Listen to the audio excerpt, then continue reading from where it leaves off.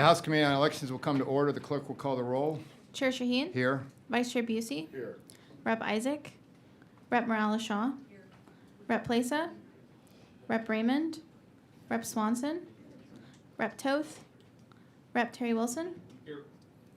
A quorum is present. As a reminder, anyone present wishing to testify before the committee, please register at the kiosk located in the hallways behind the hearing rooms.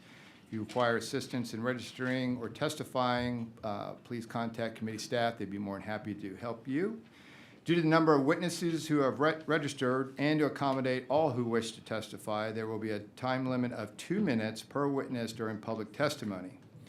Members, please remember to check out the public available comments. These comments are left by the public on each agenda item in our hearings. Comments are open until the end of our hearing and are posted upon adjournment. This hearing will consist of both public and invited testimony. We always think it's important to hear from the public on the matters that we've posted.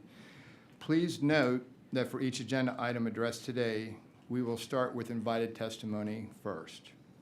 Also note that because of this is an interim hearing and no legislative action is being taken on any measure, all testimony will be registered as neutral.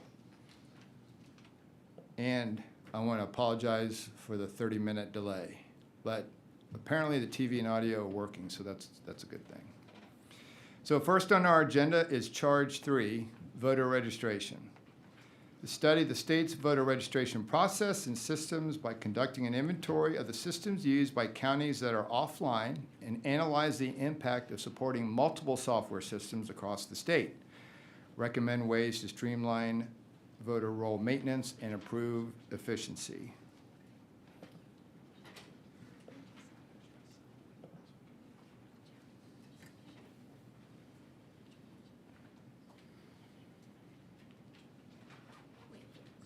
Close. Chair calls Christina Atkins with the Secretary of State's office. And you have a new boss? I do. Ma'am, we show you registered as Christina Atkins on behalf of the Secretary of State's office, and you will be testifying on the topic. Is that correct? Yes, sir, that's correct. All right. Well, please proceed, and thank you for being here and Excellent. all your preparation. Good morning. Good morning, Mr. Chairman, Vice Chair Busey, and members of the committee. Thank you all for inviting the Secretary of State's office to be here to talk about these very important issues that we have before us today. In preparing for this hearing, I think it's important that we talk about specifically our statewide voter registration and election management system. This has been a challenging year with respect to that system because we did roll out a new system, and I'd like to give you some background about how that rollout of the system has been going, some of the issues that we've faced, and what we've been doing to address concerns that are out there and address some of the challenges that happened during the course of the rollout. So our Texas Election Administration Management System, we call it the TEAM system, is our statewide voter registration and election management system, and it was created to comply with both state and federal law requirements. Both state and federal law require that we have a statewide voter registration system or database. We have had various iterations of this database over the years. Our more recent iteration was rolled out in July of 2025. It was actually in 2023 that we began the procurement process, and we did have a procurement for the rollout of this new system and to select the vendor that would be servicing and building this new system. The vendor that was awarded the contract was a vendor named Civics. This was the contract was awarded, and we started the development of the system, and we had a go-live date for the system of July 11th, 2025. This was going to be a phased rollout where we were rolling out the initial voter registration module and then following it with other necessary modules over the course of the next 2 to 3 months as we completed those developments, and it gave us a time to teach and train our counties about the existing kind of underlying structure of the system.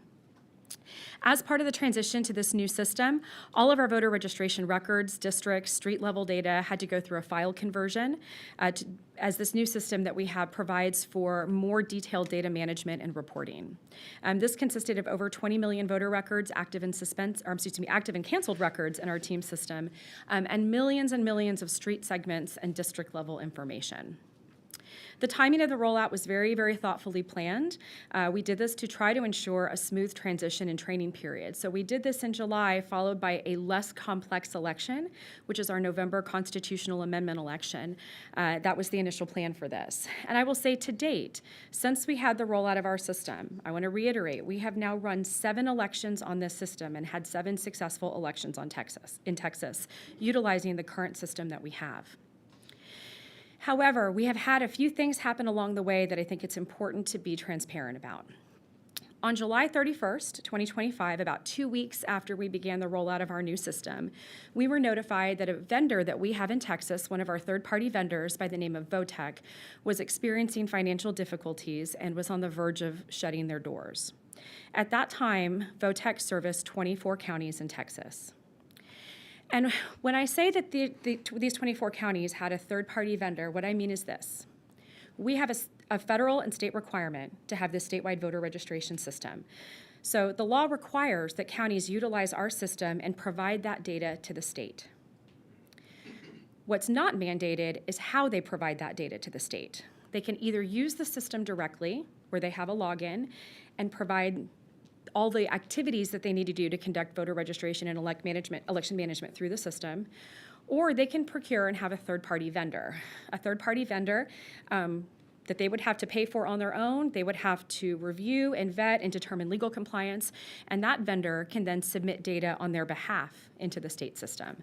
So everybody's using the state system. It's about how their data gets into the state system, either directly through the system or through a third party. And I think it's important to make sure we're understanding what those differences are.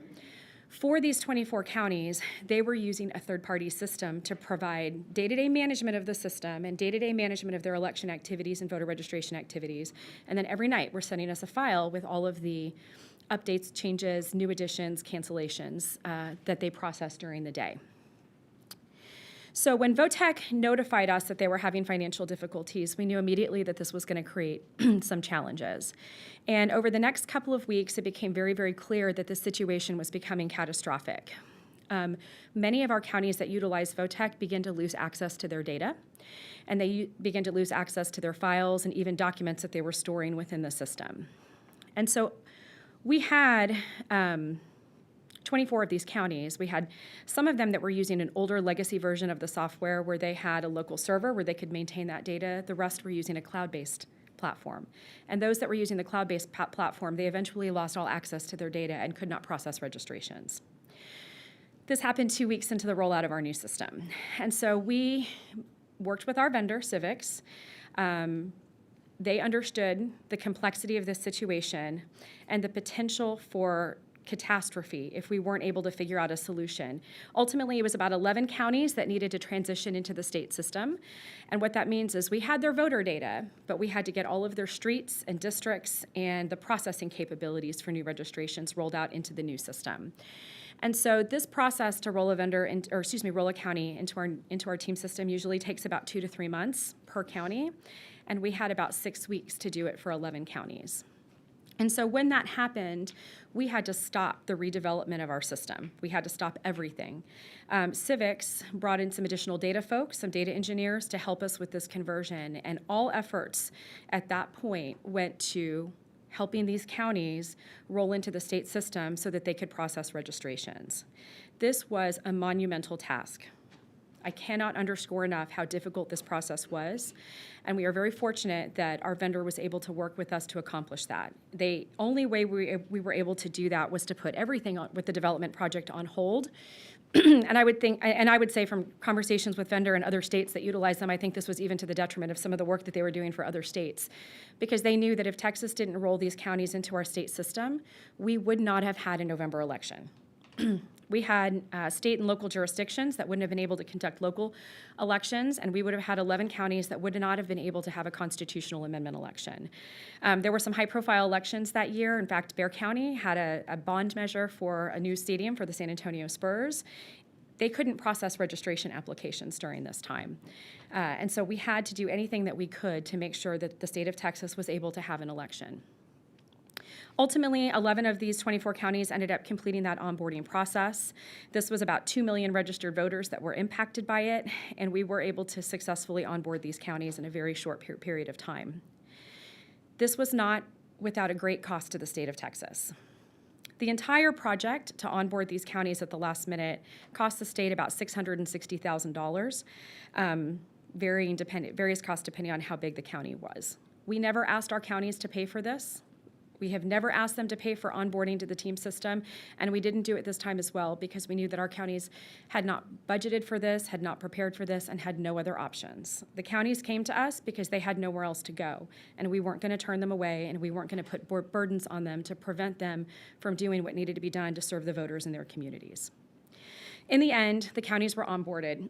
It was a challenging process, but we did have a successful November election.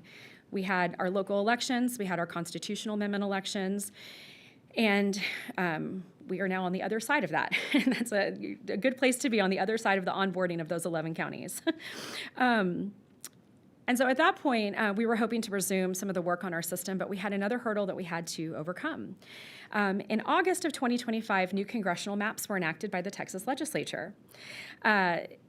Right after the enacting of these new maps, there was litigation regarding the congressional level redistricting. On December 4th, 2025, the U.S. Supreme Court issued an order staying the district court's initial injunction pending the outcome of the state's appeal.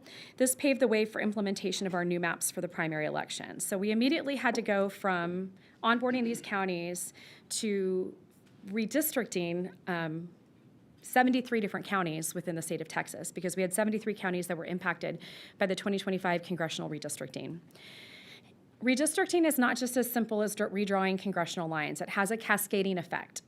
When you redraw congressional lines, if you were to redraw state representative lines or state senate lines, we have very strict rules in Texas pertaining to how our voter registration precincts have to be drawn.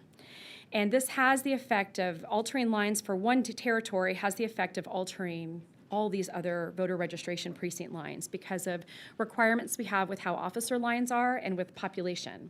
And so this, in some counties, involved redistricting almost all of their voter registration precincts within their county because of the way that spillover effect plays out within a county. Many of our counties could not begin the redistricting process until December, and that's because we had that constitutional amendment election, and then we had local elections that were happening in December, and those were all being run on existing precinct lines, but existing voter registration precinct lines. In fact, we had two counties, Harris and Tarrant, that were unable to begin making these updates until after January 31st, 2026, because they had both had special elections, Congressional District 18 and Senate District 9. The work that we do for redistricting is similar to the work that we do for onboarding counties into the team system. It's doing district level work. It's moving voters into the right precincts. It's a lot of validations. So because, again, the complex nature of these activities, a lot of the work on the system got put on hold so that we can ensure that we had the right data in our system for the upcoming primary election. And we were successful on that front. By mid-January, all of our counties that utilized TEAM exclusively, our online counties, had successfully completed redistricting in the system. Our offline counties were a little bit more challenging. Those are the ones that use the third-party vendors. It was a little harder to get that data alignment correct, and I think it's fair to say that we're still having issues with data alignment between those counties and the state system. It is something we are aggressively working on, and our counties are partnering with us to make sure that we're getting that data correct. But those two things, the collapse of VOTEC and the efforts related to redistricting, all of these things took precedence over many of the development issues that we were experiencing with our system. So where are we now? Well, our last election that we had was July 13th. That was our runoff election for our May uniform election dates. Since that time, we have finally had the opportunity to start working on some of the larger issues that we've identified in the system that we need to improve upon to make sure that our counties have the functionality that they want and that they need, and that we can do the things that we're statutorily required to do under the law. Specifically, some of the things that we've been doing is we've been working on some big architectural changes to improve reporting. One of the areas that I've been most concerned about and that has caused us, I think, the greatest amount of frustration would be report generation. Right now, we don't have the capability of generating certain reports ourselves. We have to have our vendor do it. Our developers have to do these back-end polls. That's very costly. It takes a lot of time. And we have had a backlog of requests that have come in because this does take a lot of time to do. In addition to that, we've had a lot of custom requests for custom data sets So it makes it much more difficult to run a voter list or run a partial voter list when we have a lot of specifications we're having to build out in the system. And so this has been identified as a priority order for civics to make sure that our reporting capabilities are built out the way we need them built out so that we can provide data sets to the people that are asking for them in a timely and efficient manner. On top of that, we're doing a massive data review right now. We acknowledge and understand that some of our offline counties or third-party counties have had difficulty in getting the data aligned in our system. That's just a challenge that we have faced for years. As long as we have had this model in Texas, this has been an issue. And so we're working on a comprehensive data review plan. We've worked with civics to bring some additional data folks onto our team full-time so that we can assist our counties in doing data review. We've also rolled out what we call our sync process so that our offline counties can do a full all fields database sync with our system where we can identify discrepancies. We've already started that process with a handful of counties. Dallas County was the first county to go through this process with us, and they've been working aggressively to address any discrepancies that we identified, and it's been working well. In addition to that, we're continuing work on some specific modules that our counties have indicated and that we have seen concerns with. That's our ballot by mail management module. The issues with that module have resulted in a lot more work for our counties. They've had more things that they've had to do outside of the system to manage the ballot by mail process. And it's our goal to have a system that alleviates concerns and take burdens off of our counties. And so we want to get that system where it needs to be so that they have less outside work that they're having to deal with to manage these different components. And of course, our jury module. We have a team that's very aggressively working on juries. We do the jury reconstitution for the jury wheel for all across the state. And we've had to work with a number of counties on concerns in that area, but we do have a great working group on that and have seen some progress in that area. In addition to that, we've been clearing out the backlog of individual county tickets, and of course, working on overall system hardening, making sure that we're running mock elections on the system to identify potential issues and try to remediate any concerns or identify any areas where we might see county concerns going forward. And so that's what we've been doing right now. Internally, we've been looking at how we can really support our counties.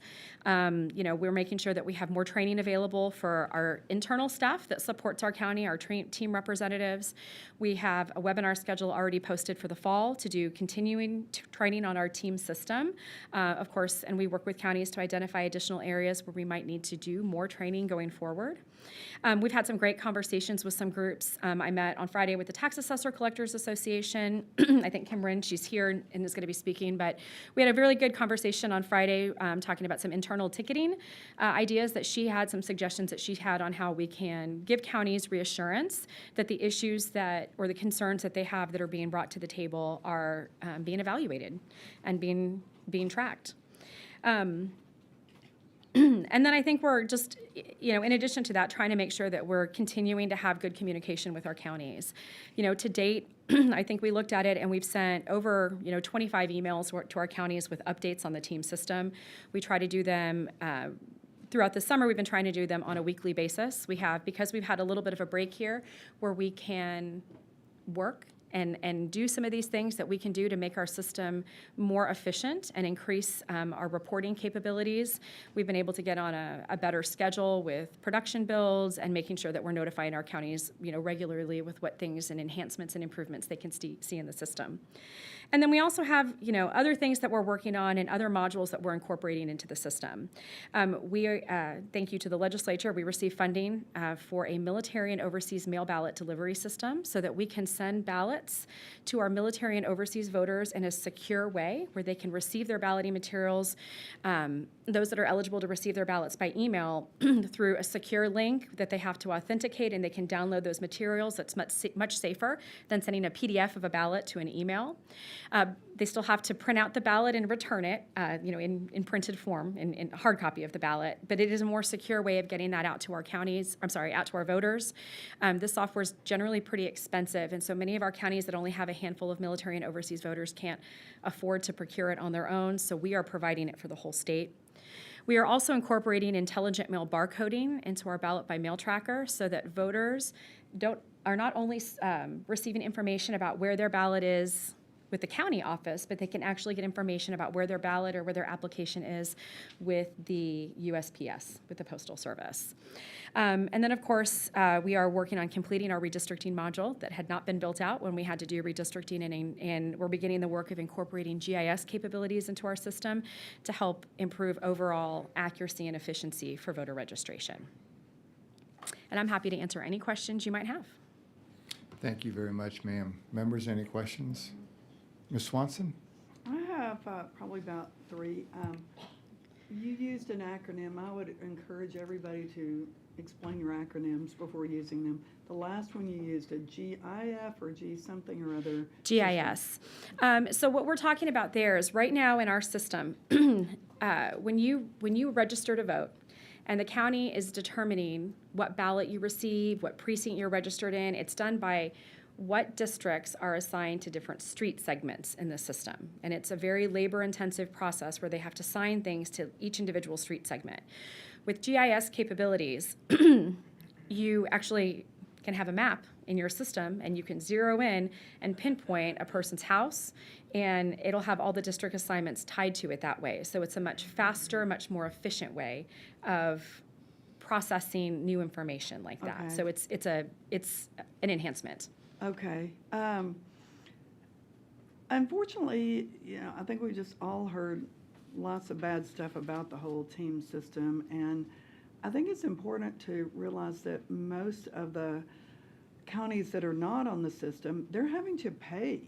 They would love to be on the free state-provided system, but the team system has not been capable over these years, and which it was supposed to be, but it was not capable of handling big counties. And we just wouldn't have survived as a system if all these big counties had not gone offline and used other vendors. And so I think that's very important to understand. And what percentage, now you've added on some counties, but you never talked about what size those counties are. So before you added these counties, what percentage of the voters were on the team system? And since you added the counties, what percentage Sure. of the voters are on there?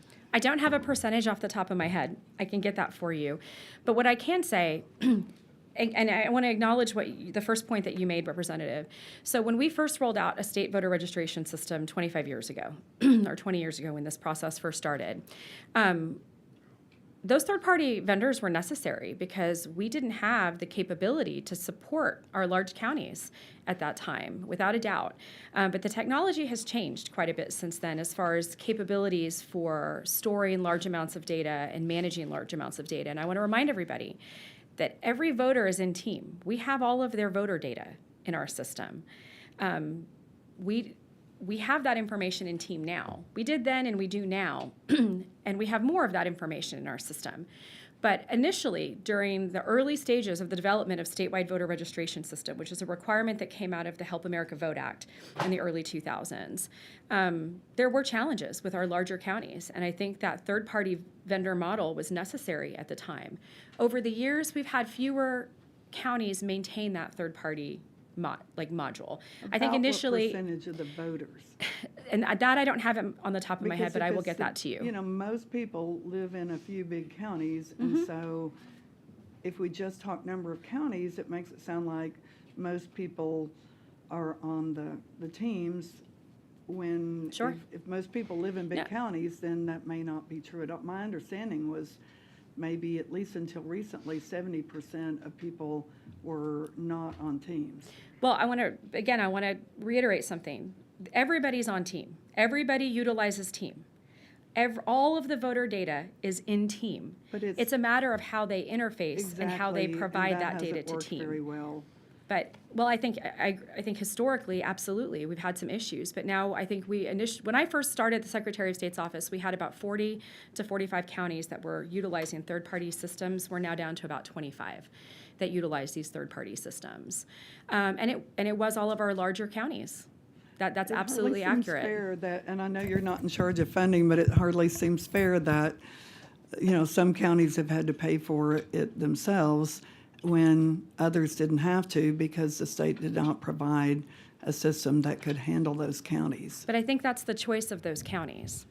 I think many of those counties had existing relationships with third-party vendors and maintained that, even after team has gone through several new iterations and versions. My understanding is if they want something that works, they still have to use the third-party vendors. And, I'm sorry that we haven't provided the funding because that was hardly a fair system. And I don't know why after all these years, there's just been so much money poured in, and it should work better. So are you going out and finding some consultants that can get this thing fixed? So I think I have a couple of things to say to that.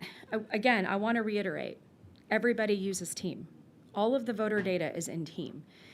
So But you know what I mean. No, but I let's think- not play games. No, ma'am, but I think that is important to acknowledge, because it's not like, even if they have their third-party vendors and their third-party systems, there is still a legal obligation that that data be accurate in our system too. So I think that we just need to, at a minimum, just acknowledge that there is a legal requirement in state and federal law that information be maintained in our system, and it has been. And many counties are successfully doing that. We do sometimes have some data discrepancies, but even those with those third-party vendors, they still have that obligation, and that obligation, I mean, it is a requirement under state and federal law. I just think that's important to understand, that we're not talking about It may be, but I systems. think you're kind of avoiding the question. I know in the Senate, they really ask you to bring in some consultants that could get this problem fixed. So, and I will say yes to that. So we've done a couple of things. One, we have, through our vendor, brought in some additional data folks to work on data alignment issues between our system and some of these third-party vendor systems. And then we are looking at some other things that we can do to bring some consultants in to evaluate the system as a whole, to make sure that the system that we have is meeting the needs of our state. So that is something that we're looking at right now. Can you get back to us on that? Of How course, to keep of us course. up to date. And one other thing is, like, I know a lot of people would like to have a list of how many people are found to not be a citizen, and then be sent the required letter that asks, hey, you may not be a citizen. And so we'd like to be able to see that, but my understanding is that the big counties are not reporting that to you, the ones that are not on teams. And so my question would be, of course, that makes it where most people, you're not hearing about most of them, since the big counties are we love our small county people, but most people in Texas live in a large county. So have you asked those counties to send in the information of who they're sending these letters out to, asking if they're a citizen? And if so, how many have cooperated? So what we ask back, we provide data sets to our counties, and it's their job to review those data sets and make determinations on what actions they take with the data that's provided to them. For our larger counties, those of them that are not utilizing the team system directly, what they report back to us is we'll see the final result. We'll see if a voter was canceled, if a registration was canceled. We won't necessarily see the steps they took to get there. But so there can be data that we can get. We can run reports to determine cancellations. We just won't necessarily know what led to that cancellation. We can make that request for information to our counties, but I don't know that they have a legal obligation to tell us what details and what steps they took along the way to get to that final result, because it's going to vary. Have you asked them, and have they refused to provide the information? Do we need to make a law? Like, first of all, have you made a formal request to those counties? I don't think that we've requested that the counties tell us which individuals they have sent notices to. That, I don't think we've made that that specific request. Okay, I'd like to ask you to do that. I'm getting asked by people who are frustrated that they can't get that information. So I would ask you to ask them, and also can you get back to me on whether they would be required? Because we ought to add that to the law, that they have to let you know that. So, well, and again, for my online counties, I can see what they're doing there. Sure. I think we have to be, with for example, something like this non-citizen data set, we have to be careful, though, because there are elements to that are not releasable to the public because of pending investigations that counties are doing or that the state may be doing. And so I think people want these data sets, but we have to understand that state law actually prohibits us from releasing some of that information while those inquiries and that research is being done. And that may be why some folks aren't getting the information. But you're not asking for it, is what you're telling me, and you could ask them for it, and let us know whether they provide it. And you could at least release, like, this county had sent out this many letters, this county Sure. sent out. Sure. You could give numbers like that. We can definitely give Okay, numbers and that's what aggregate. I'm We just asking can't for. give in many cases, we can't hand over the details in that list. Right, Because okay. some of that's not Sure, producible. okay, all right. But details, but information like that, we can request that information from our Yes, counties. okay, great, thank you. Sure. I'd like the chair recognize Ms. Plesha is here. Good to see you. Chair Busey? Thank you, Mr. Chairman. A few things following up on some of what Representative Swanson was asking about.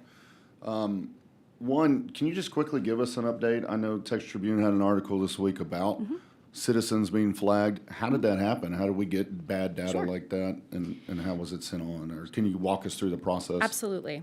Absolutely. So in October of this past year, we released data to our counties. We, the state of Texas, took our voter rolls, over 18 million records, and we ran them through the SAVE system, which is run through USCIS. Can you explain that to everybody what Sure. the SAVE system is? The SAVE system, or the SAVE program, is a system that's used for verification of an individual's status here in the United States.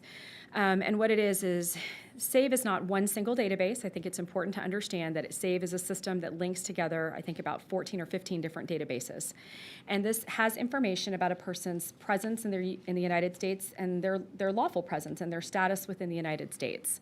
SAVE has made a number of modifications, or USCIS has made a number of modifications to the SAVE system to make it more usable and to obtain more data sets. We ran our voter rolls through SAVE.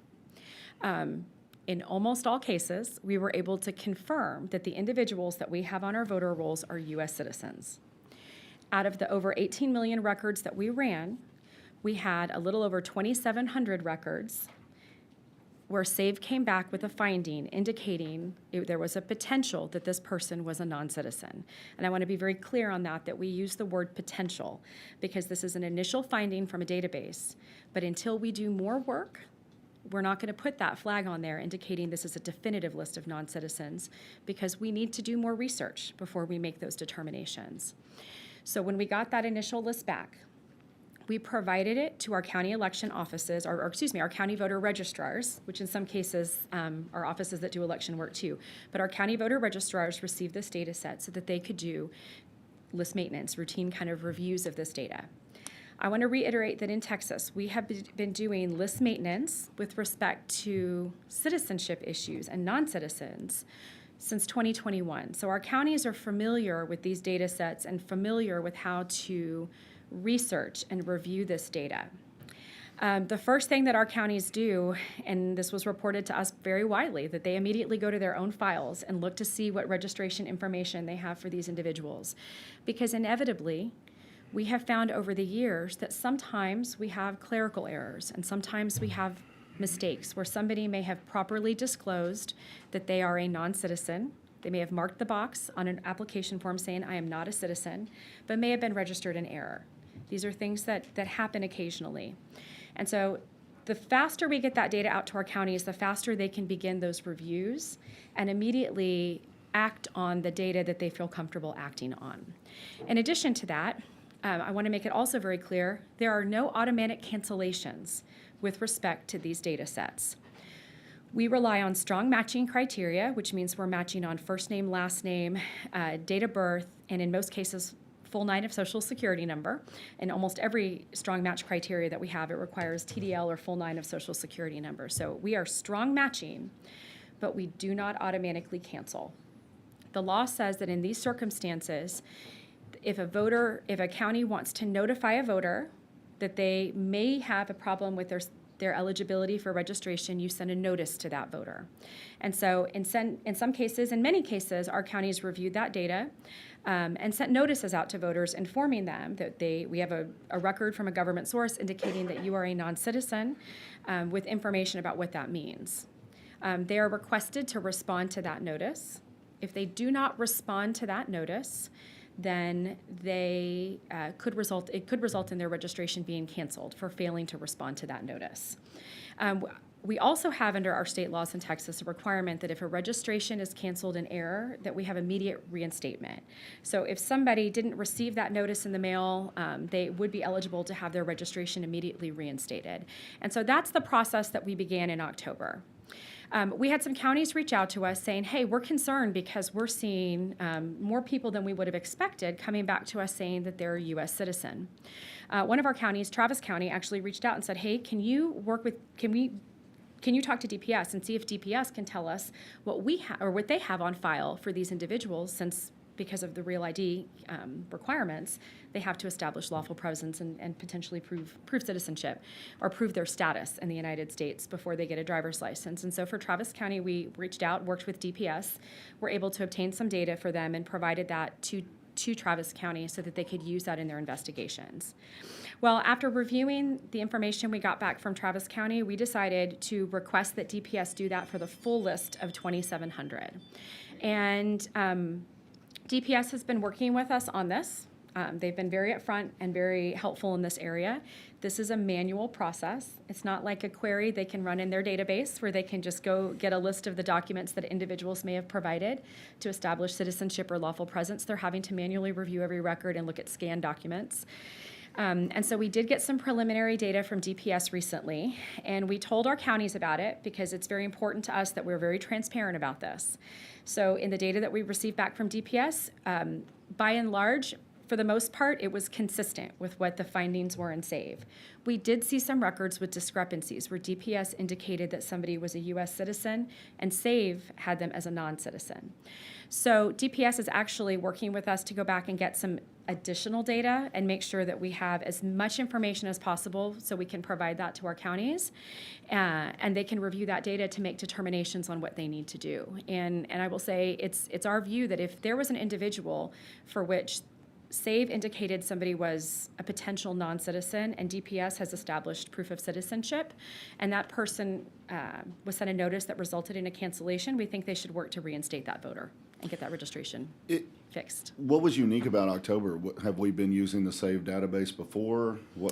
No, we have not for voter registration purposes. We had not been able to use it before for a number of different reasons. One, you have to have an MOU to access this system, which we had been working on for about a year at that point, a little less than a year.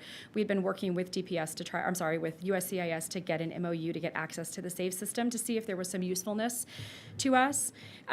After that, there have been some changes to the SAVE system. They enabled searching with Social Security numbers, something that before it would require like an alien ID number or a document number, and we don't always have access to that information. But with a Social Security number, date of birth, first name, last name, we have access to that. And then they incorporated some additional data sets into SAVE and bulk uploads where we could upload large volumes of data at one time instead of having to do individual searches. So those were the things that happened that prompted us to pursue access to it. The SAVE system became more usable. Why the decision to use the SAVE system if we hadn't been doing it in the past and we've been running secure? So we actually began those conversations it was in the fall of 2026 is when we first started talking to SAVE. I think it was in September, October of that year. And then we continued the work in that area because during the 2025 legislative session, one of the bills that was being considered was Senate Bill 16. That was the bill that would have required documentary proof of citizenship for all registrations. Mm-hmm. And we started that inquiry to figure out what we could do to alleviate those burdens from individual voters having to establish proof of citizenship, because Senate Bill 16 had a provision in there that said that we could utilize databases to obtain citizenship information, certain types of government databases. And so there's only two ways we can really get that information. One is through DPS, and the other is through SAVE. And DPS utilizes SAVE as well. When somebody comes in to get a driver's license and they present a document, that information is run through the SAVE system.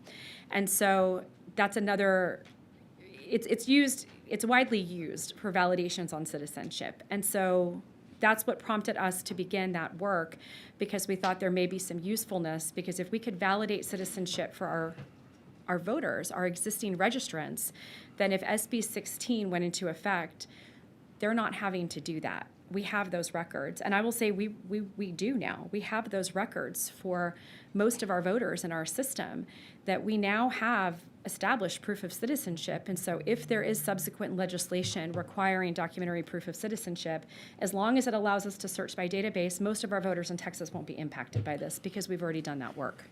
I guess I'm just concerned that, I think even as you said, the SAVE data had 2,700 potential inaccuracies, and we're up to 2,700, and we're canceling citizens' access to the ballot box potentially, right before an election. And I'm just wondering why we chose all of a sudden to use a database that is not proven and had errors, and now it seems like DPS is doing the work now to clean it up, and they have a better database. Why aren't we just sticking with the database that we know is more accurate and done locally and done with our people here in Texas? I think there's a couple of reasons. One, again, so when we initially did that run, DPS, we know that DPS utilizes SAVE. We had no reason to assume that there were going to be discrepancies between Different SAVE databases, and, yeah. Between SAVE and what USCIS had, what DPS had and what SAVE had in their Sure. databases. And I want to reiterate that if we're talking about 2,700 potential non-citizens, that means the rest of the over 18 million records, were validated. We were able to validate Yeah. citizenship. The other thing is that with DPS records, we have to understand that that's based on when an individual has a transaction with DPS, and there's a driver's license cycle. We know from the past work that we've done with non-citizen list maintenance that people have a driver's license, they become naturalized, they don't immediately go to DPS to get that updated in their system. So if we had just relied on the DPS database, it would actually be over-inclusive. And it would have more individuals identified as non-citizens than by running it through SAVE that has more updated information. Yeah. Now, I do acknowledge we did identify some discrepancies, but it was a very, again, of the 2,700, I think it's a much smaller number where there's some discrepancies between DPS and SAVE, because by and large, when we validated off of DPS, it was confirming what SAVE had in their system. So I think of the 2,700, we have a smaller subset that may be a discrepancy, but at least with that larger group, we're able to notify these individuals that they are potentially registered in error, and it could harm them. When you have a non-citizen that's registered to vote, I think that we have an obligation to look out for those individuals too. And providing notice to somebody that they are a registered voter, which is something that could impact their immigration status and could potentially impact them in a criminal capacity if they make the mistake and vote, I think we have an obligation to those individuals too. It's in their best interest to make sure that they're aware of their circumstances so that we can take actions to remove them from the voter rolls. Yeah, I'm just concerned that we made this shift to this federal database over, relying on our Texas for our Texas elections, and just curious what the motivation was. And I understand, the goal here is to make sure we have the most accurate data. And I also hear the 2,700 is a small statistical, but I don't have to remind you that my colleagues across the aisle here bring up one instance and say that's too many. And so I think, we just want to make sure that we're not doing anything to disenfranchise a voter. And if this data set is not ready for, real time, I'm just curious how we move forward from here to make sure that, this doesn't happen again. Well, I think for that, sir, I think that's a question for the legislature on what actions they want the Secretary of State's office to do going forward. We've done this initial run. We've obtained usable data. We've kind of cleared the backlog, so to speak, Sure. in reviewing historical records. And whether or not that's an activity you want the state to do going forward and utilizing these other data sources, I think that's something, in the past with non-citizens, that was legislated. Our Yeah. use of the DPS system for list maintenance on a regular basis was something the legislature put into place and put parameters on there. And so if that's something that we need to discuss with respect to other government data sources like the SAVE system, I think that would be a fair discussion as to what we would want it to look like and what those parameters should be. I would just hope that my Texas colleagues would want to trust our Texas system over whatever they're doing in Washington. Mr. Chairman, I think there's a lot to talk about with Team 2.0, and I think our end goal today is to figure out how things are working, how things aren't working, where the communication breakdown between counties and the state is, and instead of being mad and pointing fingers, where do we go from here? I would like to ask questions on that, but I'd love to hear the dialogue, and this is a long way of saying, can we potentially bring Ms. Atkins back up at the end once we've heard kind of all sides of the conversation, instead of doing that right now? I think Ms. Atkins needs to go somewhere, but can we have somebody from the Secretary of State's office available? I can make myself available for Okay. you. I think that's a reasonable request. I'd just like to hear kind of the whole conversation before we jump And into then, it. too. but when we do talk about the 2,700, right, my question is, the process doesn't end when those 2,700 identified. There's still other pieces of the process as far as Absolutely. they're notified. Absolutely. Given the opportunity to address this inconsistency, right? So they're not removed from the voter rolls and disenfranchised when they first come up and hit a database. It looks like there's an inaccuracy. That person is reached out to help, given the opportunity to address the inconsistency. Is that correct? Absolutely. Yes, okay. Yeah. Ms. Morales-Shaw? Yeah, thank you, Chairman. And thank you for bringing this issue, putting this issue on the agenda for today. I wanted to add for the record that I had a longtime election judge, Republican, write in to me, and I wanted to say a couple of things that he brought up, and then I have a couple follow-up questions here. This particular judge expressed great dissatisfaction with the vendor's performance and described the rollout as an unmitigated disaster. He says for a $17 million ticket, we shouldn't be experiencing these kind of grave problems. He points out that, let's see, he references one of the instances that he references is that there was a huge discrepancy between early voting turnout reports and the voter list data. And he says the figures differed by 50,000 voters, which that's a lot of votes, and it can change the outcome of elections. It does change the outcome. One of the things I wanted to ask is, besides everything you've already talked about, I want to go back to the citizenship question too, but I wanted to bring this up before we got too far away from it. Based on all of the fumbles in the past that you've talked about at length, and it happens, it's a new system and all of that, but what are the safeguards that specifically that the Secretary of State is taking going forward to deal with these kind of huge gaps in what the data does, what the voters are doing? Can you talk about the specifics and how we can feel secure going forward into this big election? Of course. Yeah. I want to reiterate, though, we have had 7 elections on this system, 7 successful elections. It's where not we- successful according to him. Well, and I understand that, and I'll address that, Yeah. but I think it's very important that we make it clear here is that we don't have a reason to doubt the outcomes of our past elections. There may have been some issues, and there may be continuing to be some things that we're trying to improve upon with the system. But I want to be very clear. In 7 elections, we have not had somebody challenge the outcome of an election because they think the data coming out of the system is inaccurate. I think there's a lot of unknowns, so people wouldn't even know what to be asking because they don't know where the misses are in the system.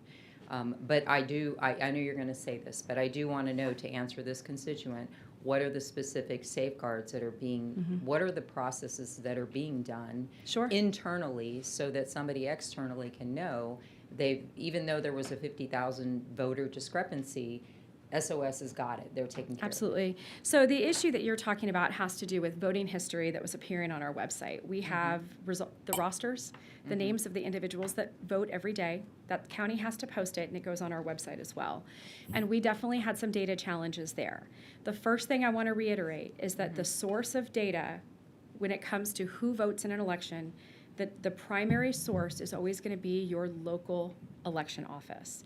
And so if you have concerns about what's being posted on our website, then I encourage folks to go and ask their local county about the data that they're seeing and to get the data list from the county as well. That's the first thing that I want to reiterate. What's put on our website is information that's passed through to us, but the source of that data is your county. And so if you have questions, concerns, or doubts, go to your county and ask them for the list. And then if you have further concerns with what they're providing you versus what's on the state's website, then bring me that data and let's take a look at it. Bring it to us and let's figure out so we can resolve those issues. But again, I just want to reiterate that so folks can understand and trust their local election offices and trust that we have good records on our elections. So that's kind of that issue. We've worked through a lot of those voting history issues. Again, that is about data being aligned with multiple systems. In addition to, our third-party voter registration vendors, we have 6 electronic poll books that are used across the state. And it's about getting data from those systems and getting that accurately displayed in our team system. So those data alignment issues are just going to be persistent. And this being the first year that we've rolled out that system, we've had a lot of kinks that we had to work through on getting that data aligned. And I think we've made very significant progress. And I have much more confidence going into November that you're not going to get as many complaints about that. But what are we doing going forward? So a couple of things that we've done. So with respect to work with our vendor, now we don't do major work on our system during ongoing elections. We remediate critical issues where we need to, but bigger changes to the system we don't do during an active election. In fact, we have, it's a 30-day period where we have a lockdown on the system where we don't make big changes leading up to every big election, because you make a change and you risk doing something else, right? That's going to be true for any kind of software or application that's out there. So we have been in election mode since October of last year. We went from the November election, December runoff, January 31st special elections for our congressional vacancies, or the congressional vacancy and Senate district, March primary, May uniform date, May primary runoff, and then of course the June runoff election. So we haven't had a chance to address some of the bigger things that we want to do in the system, and we're doing that now. So this summer, now that we've gotten past that series of elections, we're working with our vendor to do some bigger architectural changes to the system to improve efficiency, speed, reporting. We're looking at how they're indexing data to make sure that the data pools are reflective of most current information for our folks out there that request voter files and whatnot. So right now, we are doing that work.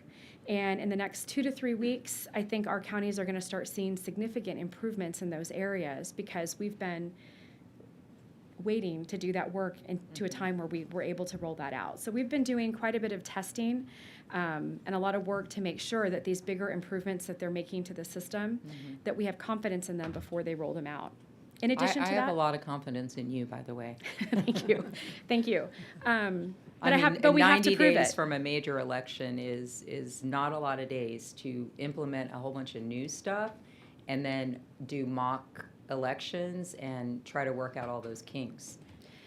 So I know your answer is supposed to comfort everyone, but it's given the history, it's a little concerning, just because 90 days isn't that far, and 60, because after 60 you're not going to touch the system. So all that has to be ironed out before the 30-day mark, correct? Is that So yes, ma'am, what I'll understanding? say to this is that given the things that happened this year with VOTEC going under, with redistricting, and things that we did not anticipate during the rollout of our system, our vendor has come through for us. They came through, and we had an election in November, and I don't think people realize how close we were as a state to probably having to redo our constitutional amendment election if we hadn't found a way to get those 11 counties onboarded into our system, including Bexar County, a large county. And we worked very aggressively to do that so that we wouldn't have had to redo a constitutional amendment election, in May of this last year. And I think for a while, I was very concerned that that was a reality. But the vendor came through for us there. Our vendor came through for us with redistricting. We did not have a redistricting module built out in our system because we didn't anticipate needing it at this time, which we are working on finishing out that module now.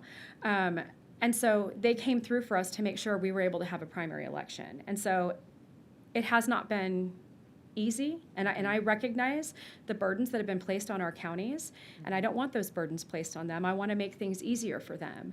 But when we've needed it, the vendor has come through for us. And so at this point, I don't have a reason to believe that they're not going to come through for us and remediate these things that need to be remediated now.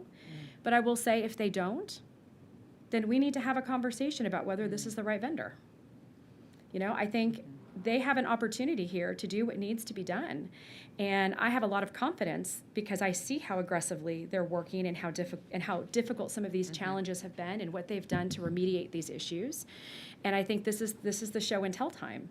And so assuming that their track record for getting us through these tough moments continues to be the case, then I think we're going to be fine. Because again, despite the challenges, 7 successful elections. Nobody's challenged an outcome yet because they're saying the data coming out of team is inaccurate. Has it been more work for our counties? Absolutely. Are the folks that want data lists and voter files from us frustrated because we have a misalignment of data between those third-party vendors and the state system?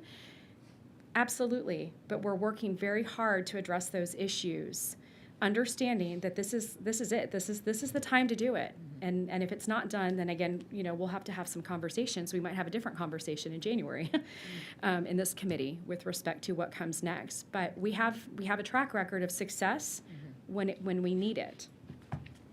And I'm confident that we're going to continue that way. Okay, thank you for that reassurance. The other follow-up question I had was, you talked a lot about the citizenship reviews Yes, and ma'am. letters that went out. Do you anticipate, are there any foreseeable other actions besides that the agency could roll out before the midterms regarding citizenship? No, ma'am. Okay. No, ma'am. We're, additional information we're providing now is to make sure that our counties have access to everything that we have and DPS has with respect to that data set. Because if there were discrepancies, there is not an election official in this room that I know personally that would say we don't want to get those fixed. I mean, we want to resolve any issues. If an eligible voter was removed from the voter rolls, we want that addressed. And that is our goal and our intention in getting that data to our counties, and so that if there were discrepancies, we can resolve them so that all of our individuals that are entitled to vote in this upcoming election have the ability to vote and participate in this election. Is the fastest way to fix that discrepancy with the Secretary of State or with the local county So, voter? That's a great question. We are not the voter registrar for the state. We don't have the legal authority to take action on those records. What we do is we get that in the hands of our counties where they can act swiftly on it. And that's the appropriate step, because if a county is investigating a potential non-citizen, they're the ones that have the local files and the local records. They're the ones that are going to know if a voter came to them and said, oh, actually that's a mistake. I am not a U.S. citizen. I'm not sure why it has that on the file. We may not know that, but the county might. And so they'll know what the appropriate course of action is. So it needs to directly be with the counties. Thank you. Thanks. Do you have? Everybody has a question. All right, Ms. Plaza. Thank you so much, Chairman. Thank you so much for being here, and all my best to your parents that are beloved HD70 constituents. Good campaign job there. You like that? It's actually my in-laws. Even better, even better. So I have just a couple of questions. I heard you talk a little bit about redistricting, so I wanted to talk a little bit about that. But my main question is, as we were talking about the save-based Yes. voters, the 2,700 or whatever, the non-responded people, right? So will the SOS have a report that basically distinguishes between the canceled voters who didn't respond and then the ones that were non-citizens, right? Those Sure. are two very different sets of people. So will there be a report to kind of identify between those two? So as much as we can with the data that's provided to us, understanding, and I'm sorry to have to bring this up again, but understanding that for our counties that utilize our system, I can see if they send a notice that results in a cancellation. I can see typically what the notice was sent for. So we will know if a cancellation happened because a notice was sent out, for whatever reason. For some of our counties, I don't get that. All I get is the final action that's taken. So I don't know what led to that cancellation, if it was because they said I'm a non-citizen, if it's because they didn't respond to a notice. I may not have access to that information. And as Representative Swanson indicated, we can request that data from our counties. So we can make that request that they give us more detail on these records. And we're happy to ask for that information.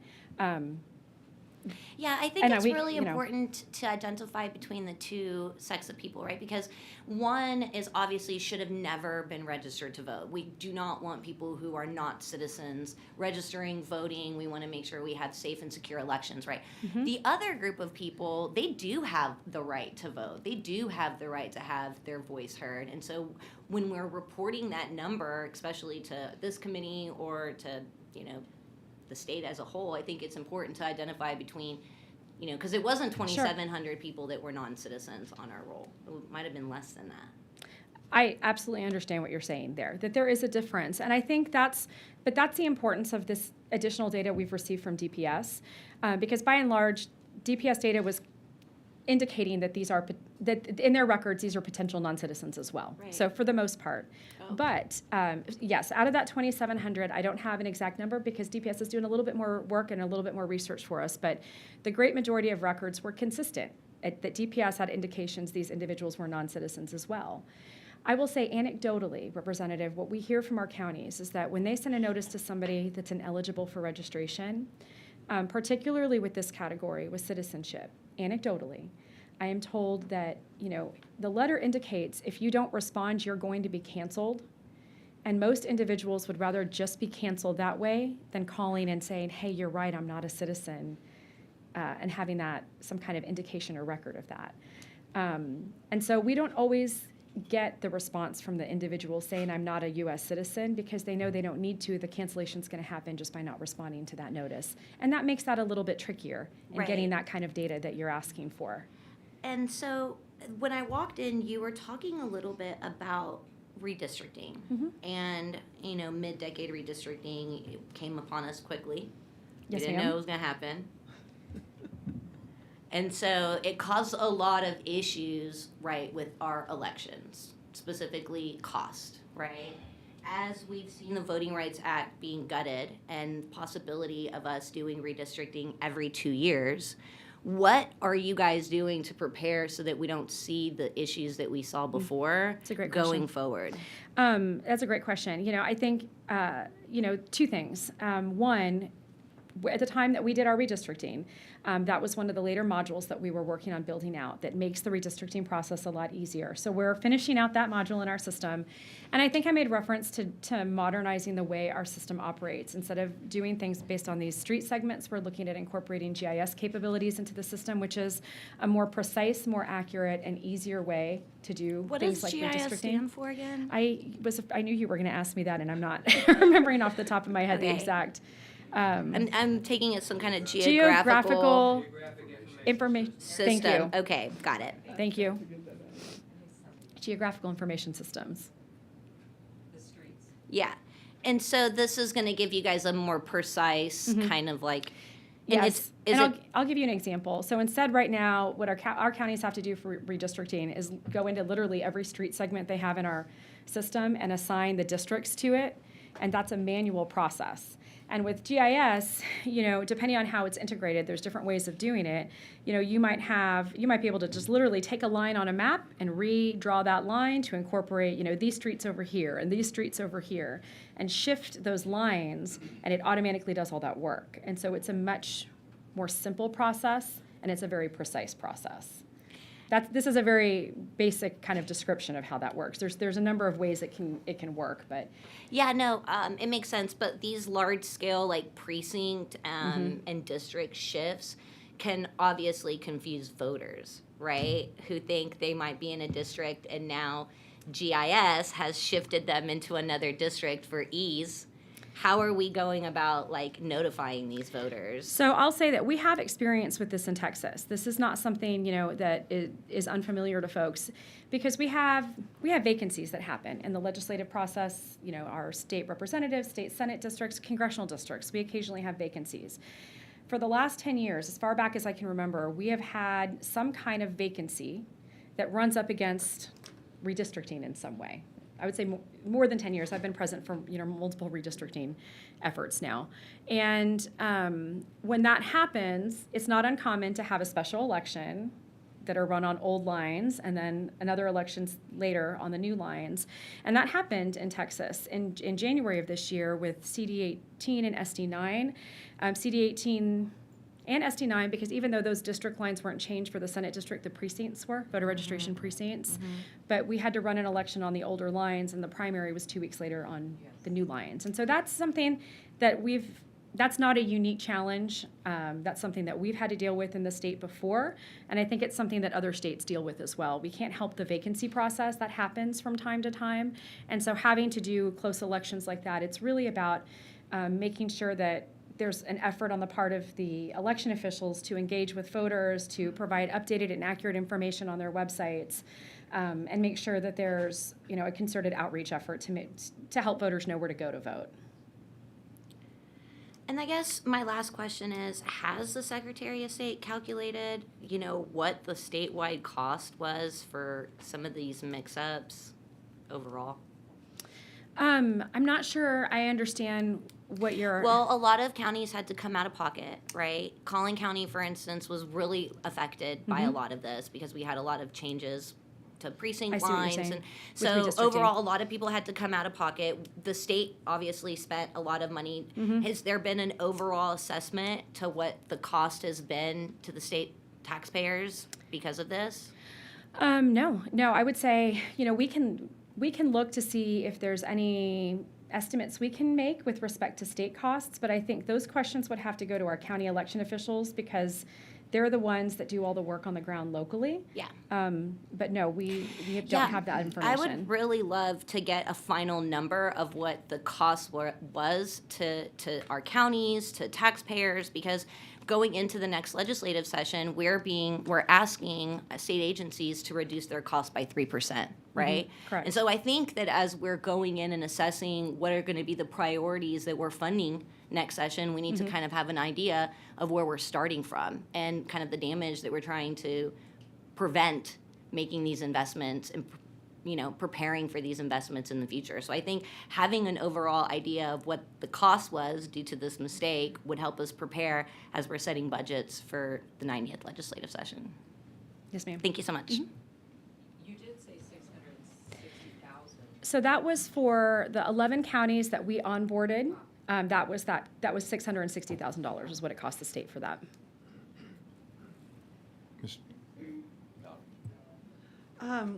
I just wanted to thank you for your explanation of why it would be bad to only use DPS. Our dear vice chairman is gone, but you had a really good point that we've run into problems like this because people get a driver's license because they're here legally, and then later they get naturalized and they don't go back, of course, and take that information to DPS. And so you made it very clear that if we only use DPS, a lot more people would show up because DPS does not have the latest information on who is a naturalized citizen. So what you were telling us then is you used SAVE and then you added DPS onto that and compared the two. So can we count on that is going to be a normal operation in the future, that you'll use both of them? Well, and I think that goes back to the discussion, the DPS process is codified. It's in Texas law. We have specific statutory authorization and requirements to do that. We don't have anything with respect to USCIS and SAVE. And so I think that if there's a strong desire from the legislature for us to continue that matching process, that may be a discussion that we need to have in that context, in codifying the process and perhaps putting parameters on there to make sure that the process is run as efficiently as the DPS process. Okay, but it does sound like if you only used DPS, you would have picked up a lot of other people who just hadn't gotten their new citizenship status reported to DPS, correct? Yes, ma'am. If we had done just a database match off of DPS, it tends to be over-inclusive and Right. contain more individuals marked as non-citizens Exactly. that are in fact U.S. Yes. citizens. So Yes, the ma'am. very best is to use both of them and compare the two. I think that using both gives us more data, and Right. more data is better for our counties and better for our Yes, voters, so right, they know what right. actions to take. Yes, we don't want those new citizens getting a letter when, just because they didn't know they ought to take that information to DPS. Okay, thank Yes, you. ma'am. Mr. Wilson? Yes, obviously, we'll probably have some more testimony about this later on, but let me tell you, personally, I like redundant systems, and I like systems that taps into multiple databases, which SAVE does, and then to have our own system to sit there to cross the T's, dot the I's for anything irregular. So frankly, I think the processes are great, and identifying the numbers and then narrowing it down with the process for the individual to Because you're right, they have a part in terms of the information that they inputted themselves. Terry Wilson, he goes in there and fills out his voter registration. There's some corrections that can be made, but our citizens have some ownership as that well, and I think that's great. I'm looking forward for the rest of the testimony if anybody else has signed up. Now let me talk about, because today it's about technology in elections. Yes, sir. Let's talk about a lack of technology in elections. Okay. And I'm thinking through in terms, for example, let's say Williamson County during the primary. How much is the Secretary of State's office read in terms of the irregularities that happened within that primary? Can you share with us? Those issues within Williamson County during the primary election. We're very familiar with some of the circumstances that occurred in the primary election. And so just kind of as an overview, what I can say is that our primaries, how we conduct our primary elections in Texas, many of those decisions are with the county chair and the county executive committee. So it's the elected party leadership that makes determinations on what polling places to use, whether to participate in the countywide polling place program, how ballots are counted, et cetera, things like that. And so for this past primary election in Williamson County, specifically on the Republican side, the Republican leadership with the Republican Party in Williamson County made some decisions to conduct their elections in a way that was different than what they had been doing. First, they did not agree to sharing locations with the Democratic Party, and so there were differences in polling places. They also elected to use the equipment differently. They were putting, rather than ballots being tabulated at polling places, ballots were going in ballot boxes that were being brought back to a central counting station to count. And so there were some very big differences in how, on election day, how the election looked and where people were voting than what voters were accustomed to in that primary. And there were definitely some challenges with that. Without a doubt, we did hear about a lot of issues in Williamson County, voters that were not aware of these changes, voters that were going to the wrong polling place. They had some problems with supply issues with the primary. They had ordered some pre-printed ballots from a vendor with ballot numbering on there, and those ballots didn't get delivered until, in some cases, election day, so there were locations where they were starting to run out of ballots. And so there were a lot of problems with kind of that overall process. So did any locations run out of ballots? I don't have confirmation that anybody actually ran out. I think that when things started looking as though they were starting to run out, the election officials there did what they needed to do to make sure that voting wasn't going to stop at locations. So what level of, say, after action review, the primary happens and you're starting to get these sensings that there was an issue, at what level does the Secretary of State office investigates these things? So we look into, anytime an issue is presented to us from a complaint, we can look into it and review it. And if there's allegations of criminal activity, and the complaint provides evidence of criminal activity, we can refer that to the Attorney General's office. But we can't just get a complaint saying we think that things went awry in Williamson, look into it. We don't have broad investigative authority. Who does? It would Attorney General's office or a local district attorney. But you're just saying that's criminal, right? For criminal issues, That's correct. right. But what if For it's just non-criminal For issues. non-criminal issues. So when we get a complaint, our complaint process, the law is very specific to the criminal referral process. We investigate, we receive complaints, we read and review complaints, and we pass them on to the Attorney General to investigate criminal issues or for a referral on criminal issues. There's no process dictated in the law outside of that for non-criminal issues because the Secretary of State's office is not an enforcement agency. We don't have enforcement authority over local elections. We've got some limited enforcement authority with respect to voter registration issues and some list maintenance issues, but broadly, we don't have oversight as to how a county conducts their election, how a party conducts their election. So if a complaint comes into me, we'll review the complaint. We try to respond and give the person making the complaint information about what the law says so that they're aware of what the law is. And if there's a remedy, we try to make that remedy available to them or inform them about it. But in most situations, if there was an irregularity that happens at a polling place where something the law was not followed correctly, we can't do anything about that at the Secretary of State's office. You mentioned that they use the technology differently. Could you expand on that, please? Well, I think in Williamson County in particular, they have been more accustomed to, and there's been a number of changes in Williamson County this year, but they had previously, was a county that primarily used ballot marking devices, where you put a blank ballot card into a device, and then you mark your selections on the device, and then it prints out your selections, and that goes into a scanner. And Williamson County has shifted this last year to what we call a ballot on demand system. So they're not using that technology as much. It's still available, and they're in the polling place for individuals that may need that technology for assistive purposes. But they are moving to this a system where a printer prints out a ballot for a voter, and the voter with a pen and marks their selections on there.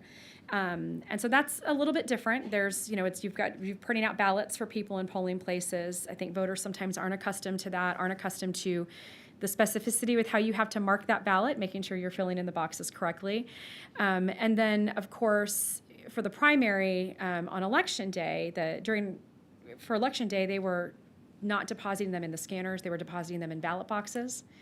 And then those ballot boxes were taken back to a central location for counting. And so it made for a very long night because they were counting these things individually, these polling places individually, rather than coming to the county at night with the ballots already counted. So was there any reports in terms of certain ballots being placed where they shouldn't have and did not get counted within the time frame?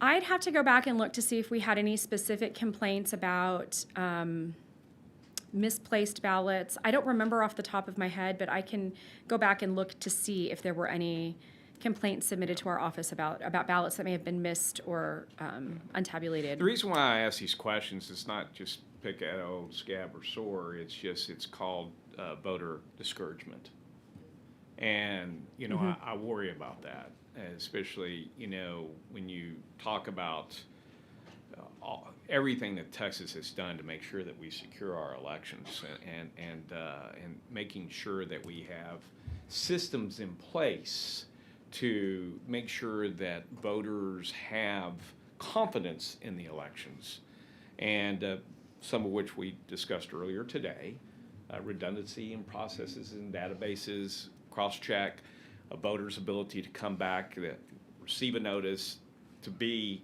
engaged in correcting if there's an issue.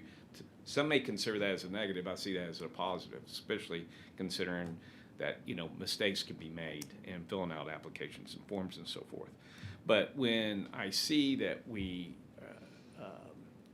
that this has been in the news so much in terms of what we have done to secure our elections and the claims that the elections are not secure in some regards, and then we go to change the system or a process, and you've been very clear all along, it's owned by the county.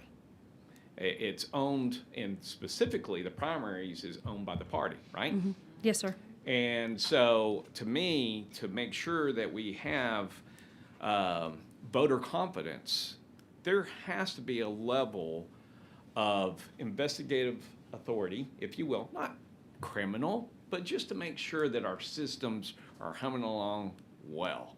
And obviously, it doesn't seem as if your office is well positioned currently by statute to be able to look into some of those things that may generate up. And I'm just kind of wondering, should it?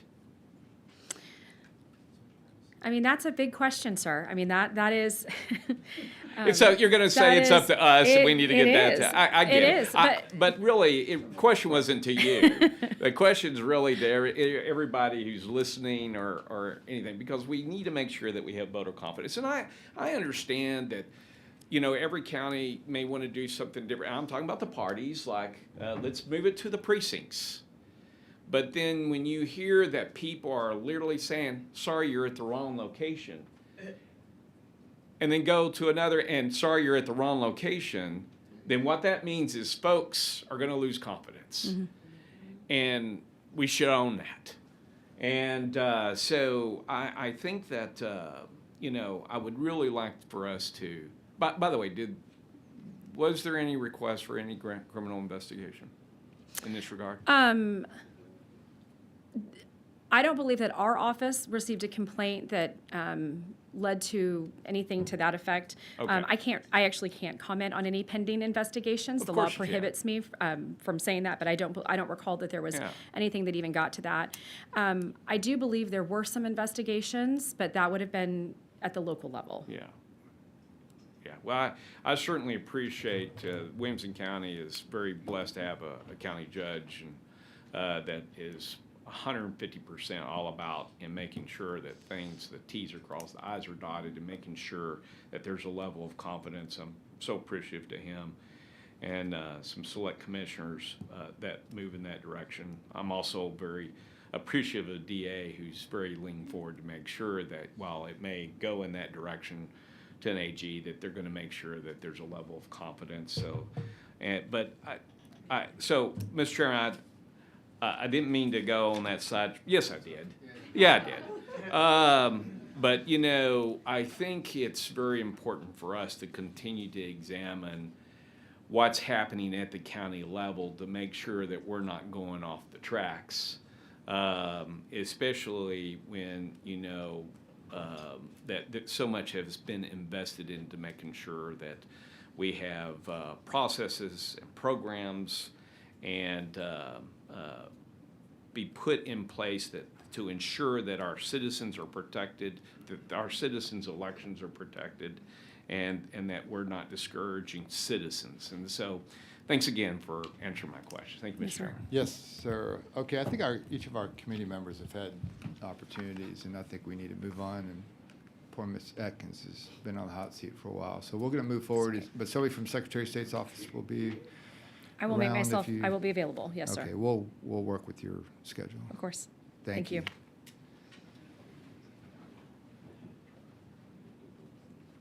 Chair calls Ms. Jennifer Doinoff with the Texas Association of County Election Officials and herself. Hello, ma'am.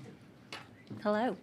We show you registered as Ms. Jennifer Doinoff, and you are representing the Texas Association of County Election Officials and yourself, and you will be testifying on the topic. That is correct. Thank All you. right, you may proceed. Thank you for being here. Chairman Shaheen, Vice Chair Busey, and members of the Elections Committee, thank you for the opportunity to testify today on behalf of the Texas Association of County Election Officials. We welcome the opportunity to discuss the committee's charge on voter registration, specifically ways to streamline voter roll maintenance and improve efficiency, which I know everybody in this room can agree is critical for maintaining accurate, secure, and transparent elections.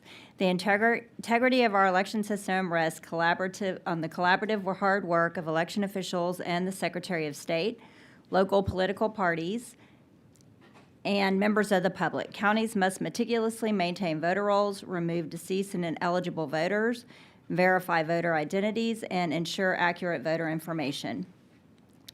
Voter history on file in the statewide voter registration database and the Texas Elections Administration Management System, or TEAM. Texas is proud to have secure and accurate elections. We know improving the election process is a shared priority with the Secretary of State.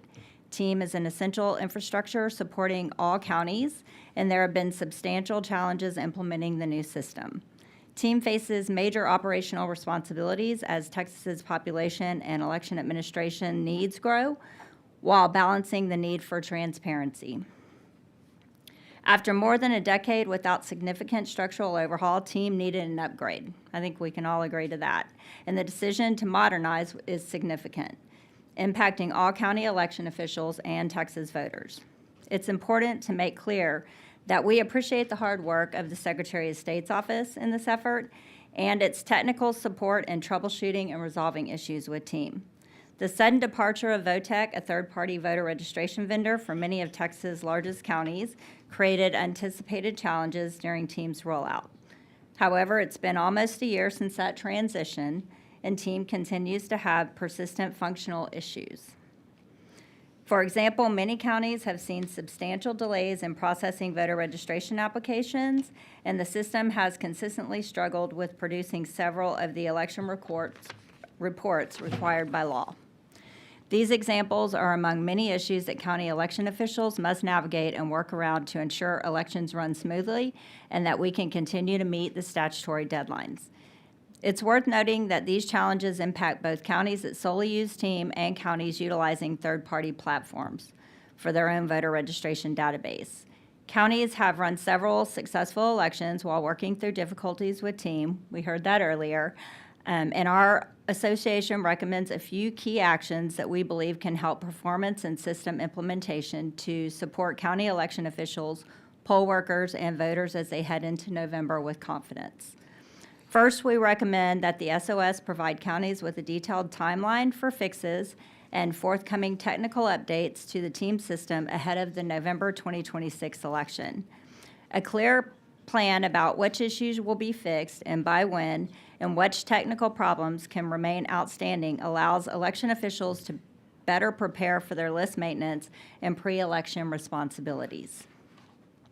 This type of plan would help mitigate any confusion between election officials and their Team counterparts at the SOS and give us the tools that we need to be prepared and confident heading into November, regardless of any ongoing technical challenges.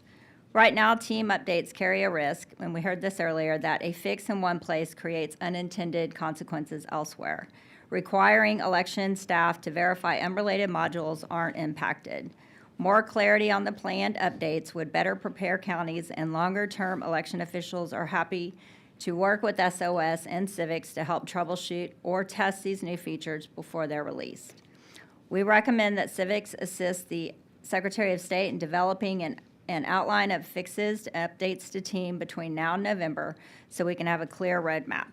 Additionally, we support freezing non-critical updates in the days leading up to early voting and election day with specific operational exceptions. A freezing period allows counties to stabilize their procedures with a known version of Team rather than risk adapting to changes while voting is already underway. We're happy to work with the Secretary of State and civics to identify a realistic freeze date and define those exceptions. Second, Texas Association of County Election Officials recommends civics support the Secretary of State and counties in developing a technical support dashboard that helps counties implement and troubleshoot Team. Election officials would benefit from a dashboard that shows outstanding technical tickets, resolution progress, and release notes indicating when specific issues have been resolved so that counties can stay informed and reduce duplicate efforts when communicating with the Secretary of State. Our members can help pilot the dashboard with a subset of counties and provide structured feedback ahead of the rollout. Texas Association of County Election Officials strongly supports ensuring the Secretary of State has the resources to make this possible while continuing to improve operational clarity around Team and providing training opportunities to counties. In elections, a lack of clear communication can result in the spread of misinformation, which I think is something we all don't want to see happen, which is why it's so important to be clear about these issues and how county election officials are working to maintain the integrity of our election system despite ongoing challenges. This is not just important work, it's foundational to our most sacred right as American and Texans, which is why county election officials, the Secretary of State, and civics must continue collaborating to identify and resolve Team issues together. After the upcoming general election and looking ahead toward next session, there are additional ways Texas Association of County Election Officials believe we can continue improving the statewide voter registration system to make it more secure, efficient, and transparent. To that end, we have provided each of you with longer-term recommendations in our written handout. Thank you for your time today, and I will answer any questions. Thank you, ma'am. Members, any questions? Mr., did you want to go? Ms. Morales-Shaw? Okay.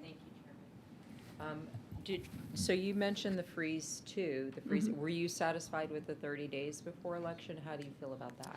So I think that it depends on the fix. I think what we're looking for here is any of a broader fix, because to what you were talking about before and what Christina was talking about, or Ms. Atkins, we did have successful elections, but counties had to implement a lot of local policies and procedures to kind of fixes to the system.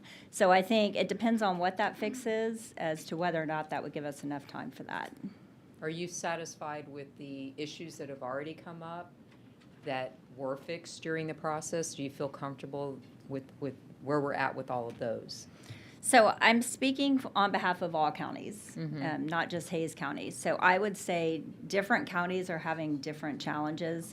We have heard that offline counties are having specifically more challenges with data transfer. Some of that is funneling down to all other counties, especially when it comes to duplicate voters. So we have had some situations where counties that are online are seeing more duplicate voters that are caused, I think, by some of this data transfer. And I think you would have to talk more to Christina specifically about that, but that's what And the we're seeing. dashboard that you mentioned, are you talking about like a Secretary of State dashboard, a civics dashboard, just to communicate with the counties individually I for think these we're- plans and the rollouts and the, timelines and all of that? Ideally, I think it comes from the vendor, right? Because Okay. they're getting the ticket, and then we're trying to see where the delays are and Right. what the process is. So an internal system? Yes. Okay, thank you for the clarification. Thank you. Chair Busey. Hey, Mr. Chairman, thank you for being here. So I know our goal here, obviously, is to all be partners in this and make sure we run smooth elections. And so, with that said, there's also a lot of frustrations we're hearing in our office all the time. Talk about the line of communication between y'all and Civex, y'all and Secretary of State's office. It sounds like, and I've had great communication on all sides, well, not with Civex, but with the Secretary of State's office and with your organization as well. And the communication's been really strong and helpful, and I know everyone's working to the positive end. What are the challenges right now? You came with a good list of goals and desires for the rest of this election cycle and then how we move forward. I assume you've shared that with the vendor, Secretary of State's office as well? Yes. And are we, talk about the communication. One thing we hear is timelines, understanding communication and frustrations there. Are things improving? We heard a lot of the reasons why there were real challenges with VOTEC and with the unprecedented kind of redistricting at a weird time. So those created challenges. Where does that put us as far as the partnership of moving forward?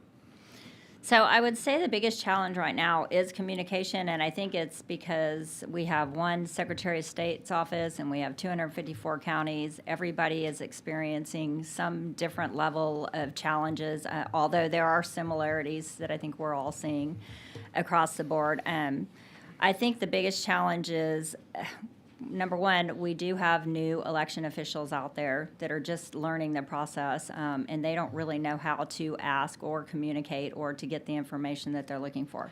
Now, the Secretary of State's office has been great about sending out advisories, and so we are getting advisories with updates and things such as that.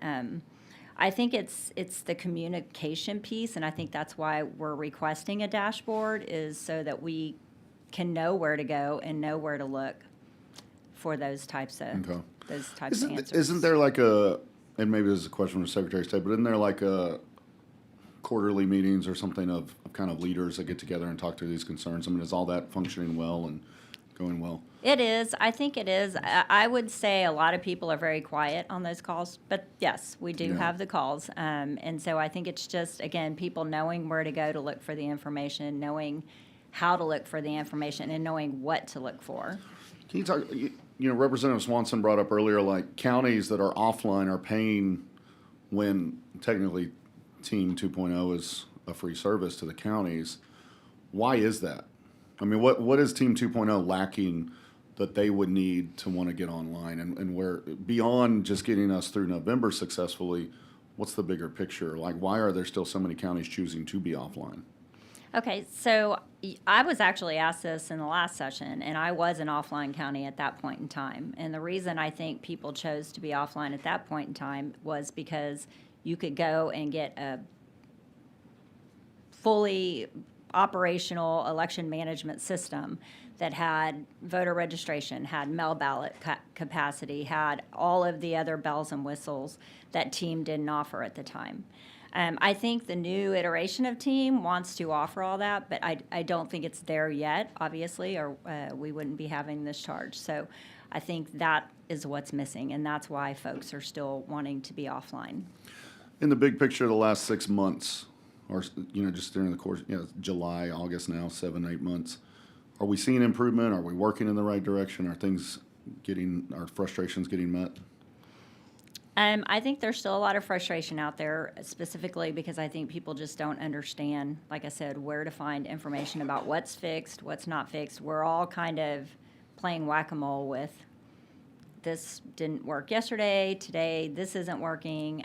So I think there's still frustration, to be honest with you. But yes, I do think that the Secretary of State's office is finally having a clear path forward to make some of these fixes. I think they are working with civics, and I think I can speak for Hays County when I say we have seen some improvements, but that doesn't mean that other counties haven't seen a different issue. How's the process of getting your data into 2.0, or what are you hearing, whether it's Hays or what you're hearing offline?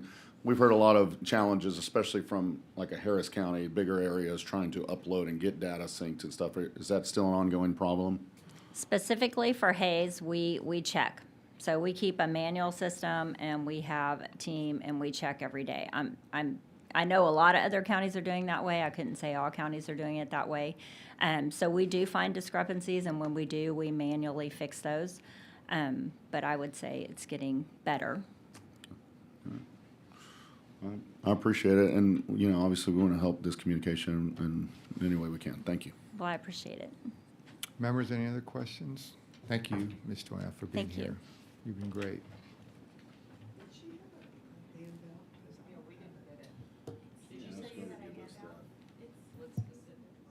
It's in the Dropbox. Chair calls Laura Rogers, representing the County District Clerks Association of Texas.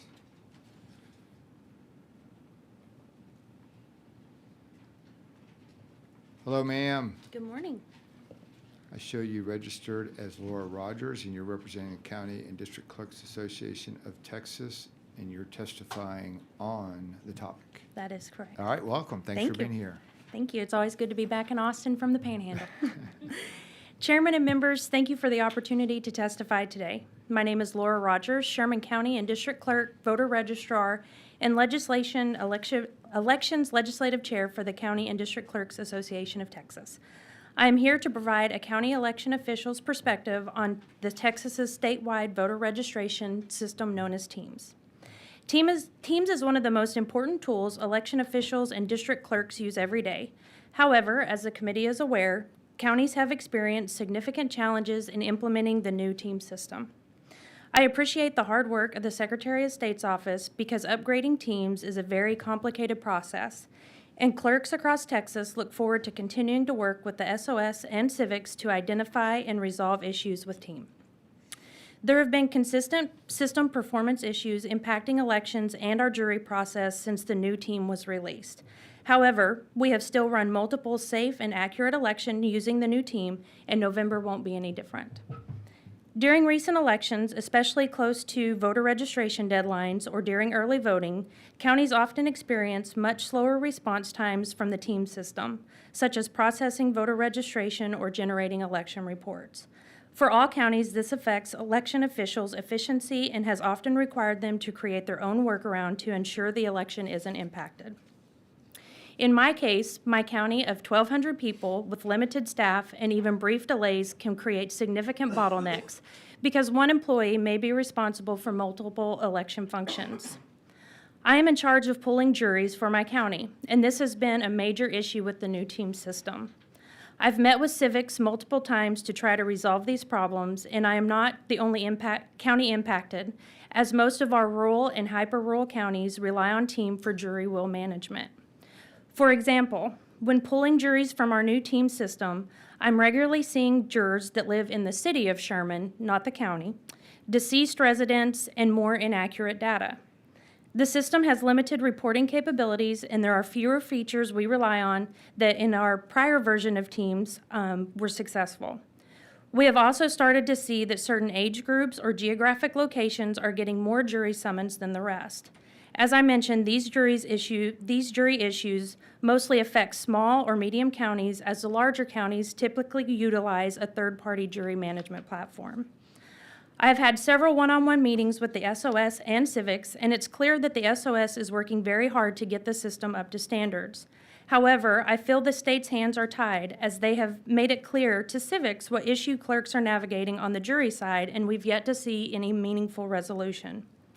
The County and District Clerks Association wants teams to be successful, and we're supportive of the SOS having the resources needed to make that happen, along with ensuring the appropriate tools are in place to hold the vendor accountable. The system is intended to provide significant value to counties, particularly as it relates to data consistency and transparency.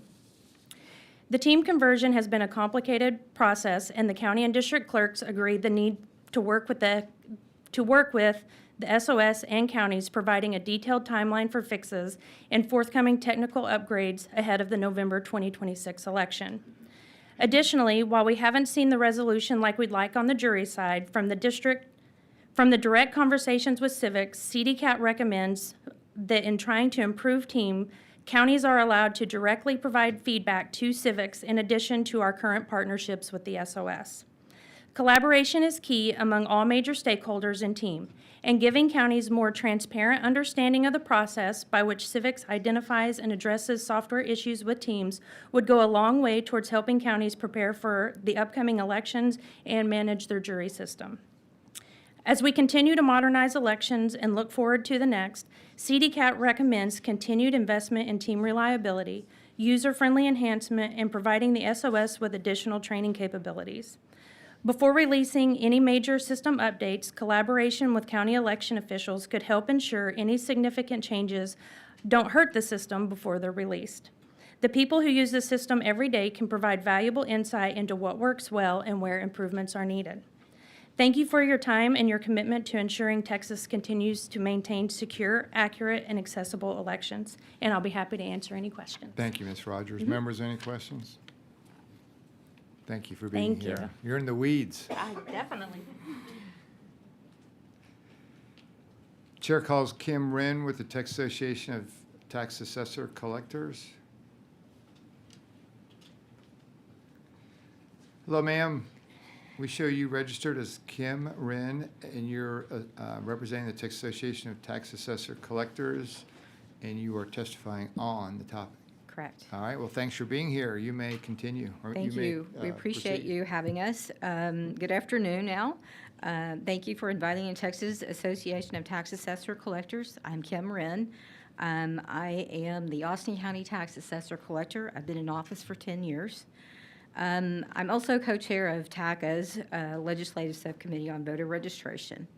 As voter registrars, we take our responsibility to ensure all eligible voters can vote properly, register, and vote very seriously. It is with the utmost importance that in performing the duties that we also provide a clean voter roll for all elections in Texas, as proper voter rolls impact all parties across the board.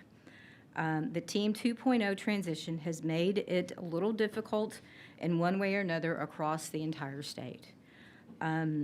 I'm going to focus on two things. And first of all, I'd like to say there has been positive movement in 2.0 since the last time we were here.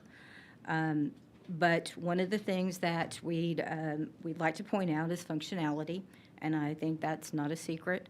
Some of our concerns at this time, VR offices, we are in a cleanup mode currently. We are all looking at the reports that are coming down from the SOS. We're double checking them, and we're running our own reports for cross-check. We want to make sure everything is properly cleaned up so that when we roll into the November election, we're ready to go. We also indicate that Team 2.0 does not always find potential matches when processing applications, what could cause potential duplication of voter registrations.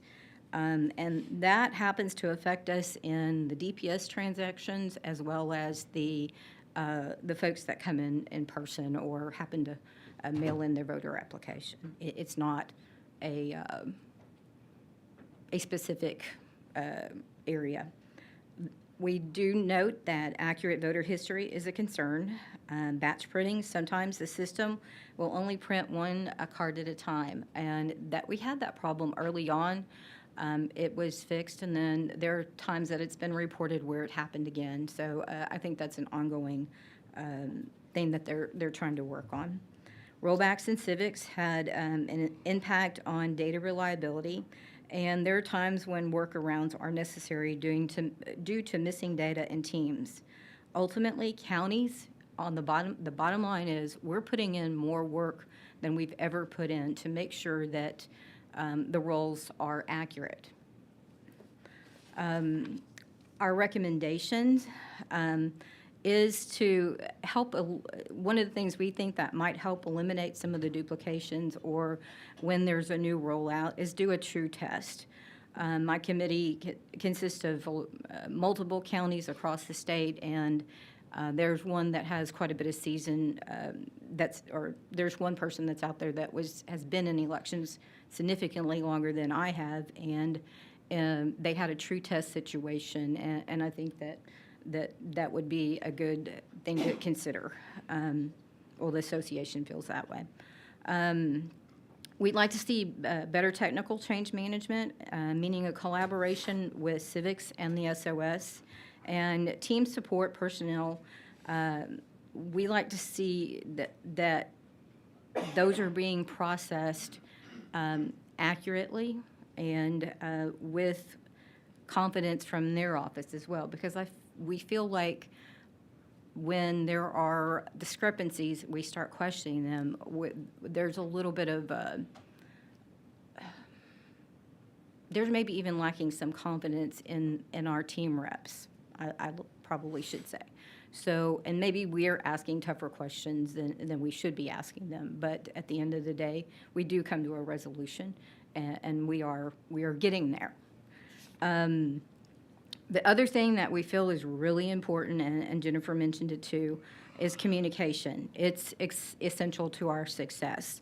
We have seen in the past where that communication hasn't always been the best, although it may have seemed like it's been to the best of their abilities.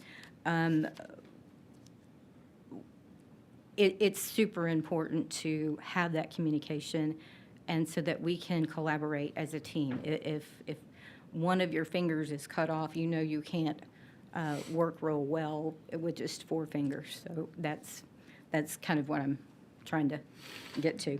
The recommendation for the communication and collaboration is to sync data to that needs to happen timely for those folks that are offline. And I say that from my perspective because I am in Austin County. I'm very close to Harris County. They are not online. We are, and that's where we see some difficulties in trying to make sure that our voter rolls do stay clean and we don't have those duplications. So that sync module needs to happen, and it's a must. We did have some discussions with Christina about a ticket tracking system that we'd like to see implemented. We have that with the TXDMV side. We have a ticket tracking system, and that's why we are recommending that. That's been successful and helpful to us from that side of the ballroom, so it could happen here too. Emails from the SOS have been very good, but there are also times where we feel like sometimes it would be nice to have just a general email that says, we realize that things aren't working quite so well. Bear with us. There's nothing wrong with saying that, guys, instead of a long spiel of frustration that ends up on our end, okay? Counties have survived this transition, and I'm going to say in our region specifically, I'm kind of central, east Texas, and we have a really strong group of folks out there that communicate well across the counties. And that's been essential to us getting through these elections. We can each communicate with one another. And I hope that across the state that that's something that can build more. I feel like it's getting there. But this has caused us to really reach across our county lines and give each other feedback. It's essential. It's going to be essential. The other thing I'd like to mention is DPS. We do rely on their system quite heavily, and they're very important to us. And I know that there is a lot of dialogue between SOS and DPS, and we encourage that to continue. And the last thing I'd like to say is that it's not always a bad thing when there's change. And we feel like if we keep working together, we're going to get through this and we're going to be stronger. I agree. Thank you, ma'am. Members, any questions? Chair Busey? Mr. Chairman, you talked about collaboration between civics, SOS, and the counties. Is that happening? I'm sure there's collaboration between civics and SOS, but from where I sit as a VR, I can't say that that has occurred, nor has anyone in my TACA group indicated so. And so you just think you're not having direct communication with civics? Our group is not, correct. Okay. And so just the concern just with the grand process of getting our frustrations along, you feel like that's not fully happening? From our perspective, again, I'm not saying that's not happening. It could be, but our group is, that's not. Well, you said part of the way to maybe help solve some of that is this ticket tracking system. So, you know, you put it in, you can see where the process is on evaluation. Correct. What is a true test? I just don't know. Okay, so a true test would be something where you would be running something that may have been rolled out, that may be new, and you would have a few counties who would actually go through the process on live on their end, but it not be functional from everybody else's perspective to where you can work those kinks out a little bit. And in the old days, actually, it was noted to us that did happen with the old team, and it did help eliminate some of the confusion or some of the concerns and the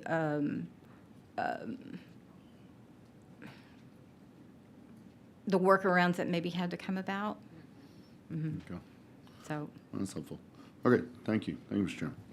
You bet. Ms. Morales-Shaw, did you have a question? Yeah, just more of a comment. Hearing from Jennifer and hearing from you, it sounds like if I hired somebody for $17 million and then I ended up doing half the work, I'd be very frustrated. And that's what I'm hearing. I'm hearing a resonation of that we've hired this vendor, and yeah, there's been some good correct course things that have happened during the debacles that have happened. But it sounds like that the counties and the elected officials are still having to make a lot of their own safeguards to cover their anatomy, you know, for lack of better words, right? What do you mean? So anyway, I just well, wanted I to would be say, we hear amiss you. if I would say that you know, us as, and I know I'm gonna open this door up probably, but we would be amiss if we, as counties, if we would be wrong to rely on the SOS completely, okay? You're not, on a county level, you're not doing your jobs if you're not following back behind them too. Sure. So, yeah, there's a lot of extra work that has to be done, but we all are players in this. And so it's important for everybody to realize that we want this all to work well. And we have to do it together. So, And it sounds like improved communications from all parties would be better. Correct. The dashboard sounds like a great idea, and the ticket tracking. Thank you, Ken. Members, any other questions? Thank you so much for being here, ma'am. Sure, thank you. Appreciate you.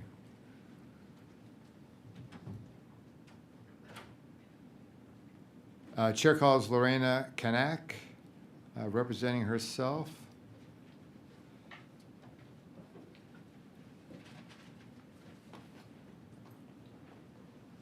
Am I saying your name right? Cognac. Kanak. Cognac. Cognac. I show you registered as Lorena Cognac, Correct. and you are representing yourself, and you're here to testify on the subject matter. Yes, I All right, am. well, welcome. Glad you're here. You may proceed. So good afternoon. Thank you, Chairman Shaheen, Vice Chair Busey, and all members that are still here. Mass exodus. Thank you. They can hear from the back. Oh, they can. There's speakers in the back. Hello. Thank you for allowing me the opportunity to speak. Again, my name is Lorena Cognac, and I am the Republican Chair for Lavaca County. I want to briefly address the challenges many of Texas County chairs experienced with the Secretary of State's application, the Texas Elections Administrative Management System, or TEAMS, as we all know it. While we understand that implementing new technology is never without obstacles, the problems we encountered went far beyond the normal learning curve. Civics, an application within TEAMS, was the platform county chairs used to enter candidate filing information. Before we could access Civics, however, we first had to authenticate through another application, OKTA. I affectionately call it OKRA for some reason. This additional step created confusion, and response times for assistance could be lengthy. Meanwhile, county chairs were under pressure to meet statutory filing deadlines. Repeated glitches, system errors, and unexpected interruptions made even routine data unnecessarily difficult. Information that had already been entered would sometimes just disappear, and it caused the users to restart and repeat the same steps multiple times. There were questions about what description to use from certain drop-downs.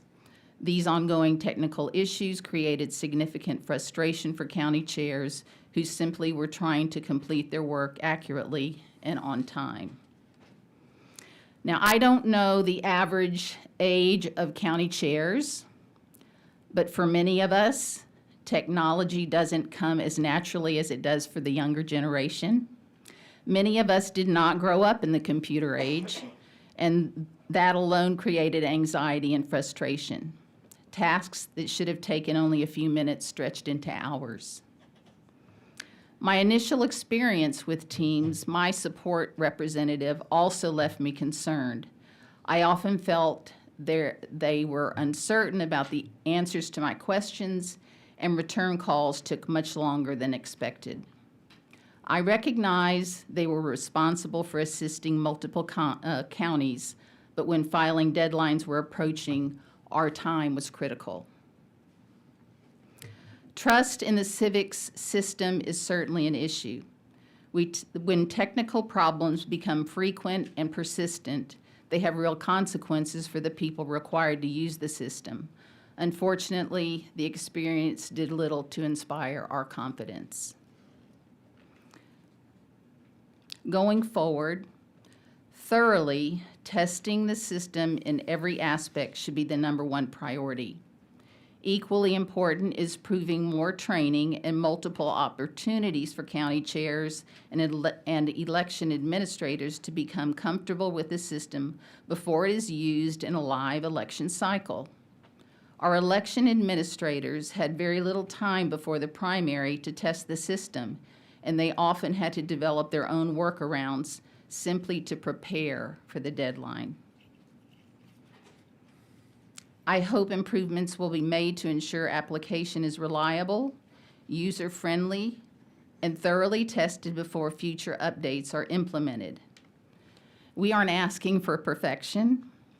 We are asking for a system we can rely on to meet the statutory deadlines. Thank you. Thank you, ma'am. Thank you for being here. Members, any questions? Thank you so much, ma'am. Thank you.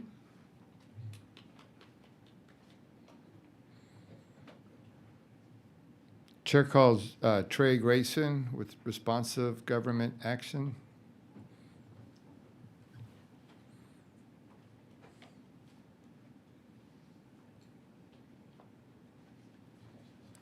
Hello, sir. I see you registered as Trey Grayson on behalf of Responsive Gov Action, actually.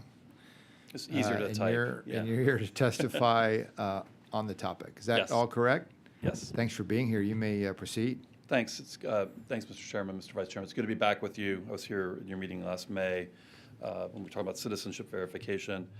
Just as a reminder, because I don't think that Representative Wilson was here, I was former Kentucky Secretary of State, and during that time I was president of the National Association of Secretary of States and the chair of the Republican Association of Secretary of States, and doing a lot of work in election administration still, including work with responsive government action. So I've got 3 brief observations I wanted to share with all of you. First, all across the country, one of the biggest challenges in voter registration is the existence of government silos. And traditionally, one of the biggest ones is the divide between the state's motor vehicle agency and the chief elections officer. But one thing I think you all have going for you in Texas, and you're uniquely positioned to address and overcome these silos, is both DPS and Secretary of State's office are under the governor's office. So it should be easier to continue that kind of cooperation in a way that is a real challenge in most states. And that will help with list maintenance, address updates, and citizenship verification because of the close partnership given motor voter. Second thing, we've heard a lot of conversation, actually, the presenters right before me. Elections work best when there's a great partnership between state and local election officials. Again, especially true with voter registration, and especially true in Texas with the way your system is designed.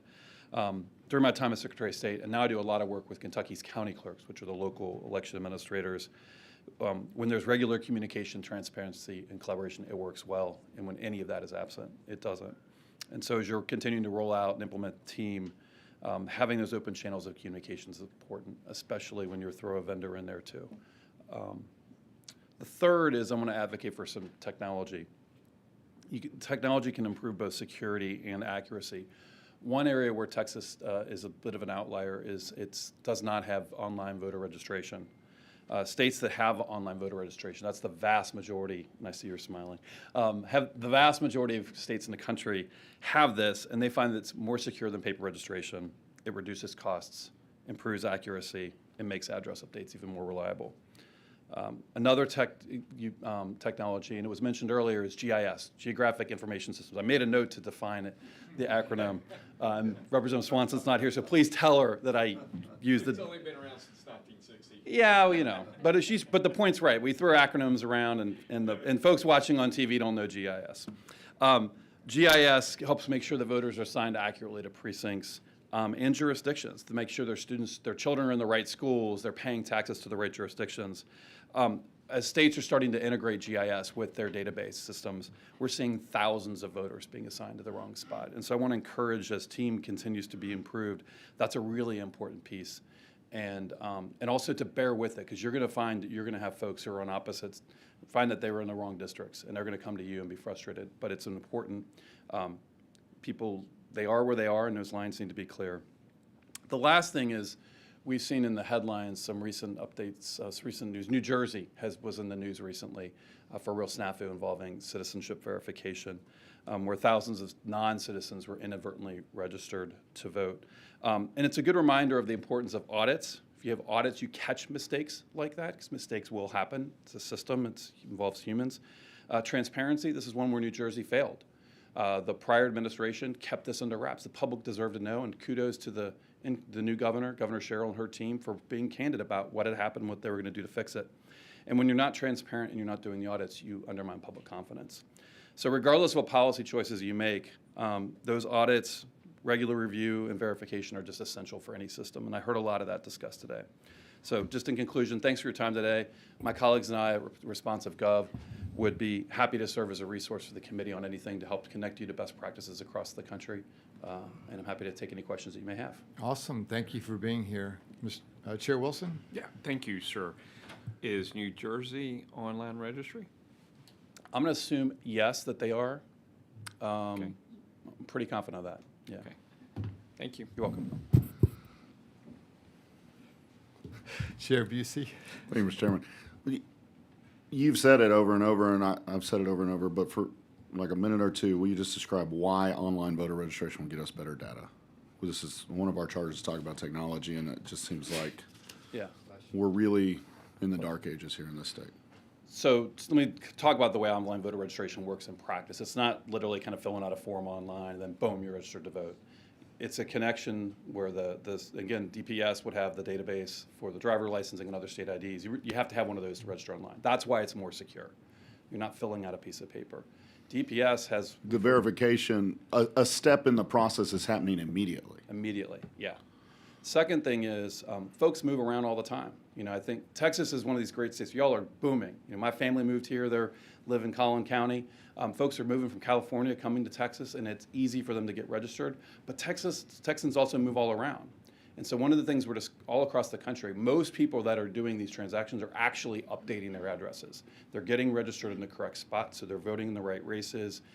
They're doing it in a more timely manner, and that helps with election administration. They're not coming in on election day, or sometimes that means a provisional ballot.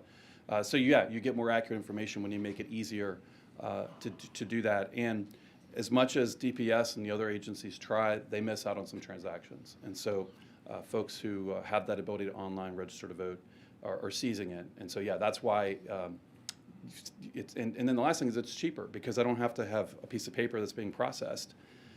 Manual entry, double entry. I remember when I was Secretary of State, I moved and I re-registered to vote in my new county. And so that required somebody to key it in, and they messed up my voter file. We were testing out a voter lookup tool, and I couldn't get it to work. Like, I'm trying, and they were embarrassed. They thought there was a data bug, and it turned out it was just a typo in my birth date because somebody keyed it in wrong.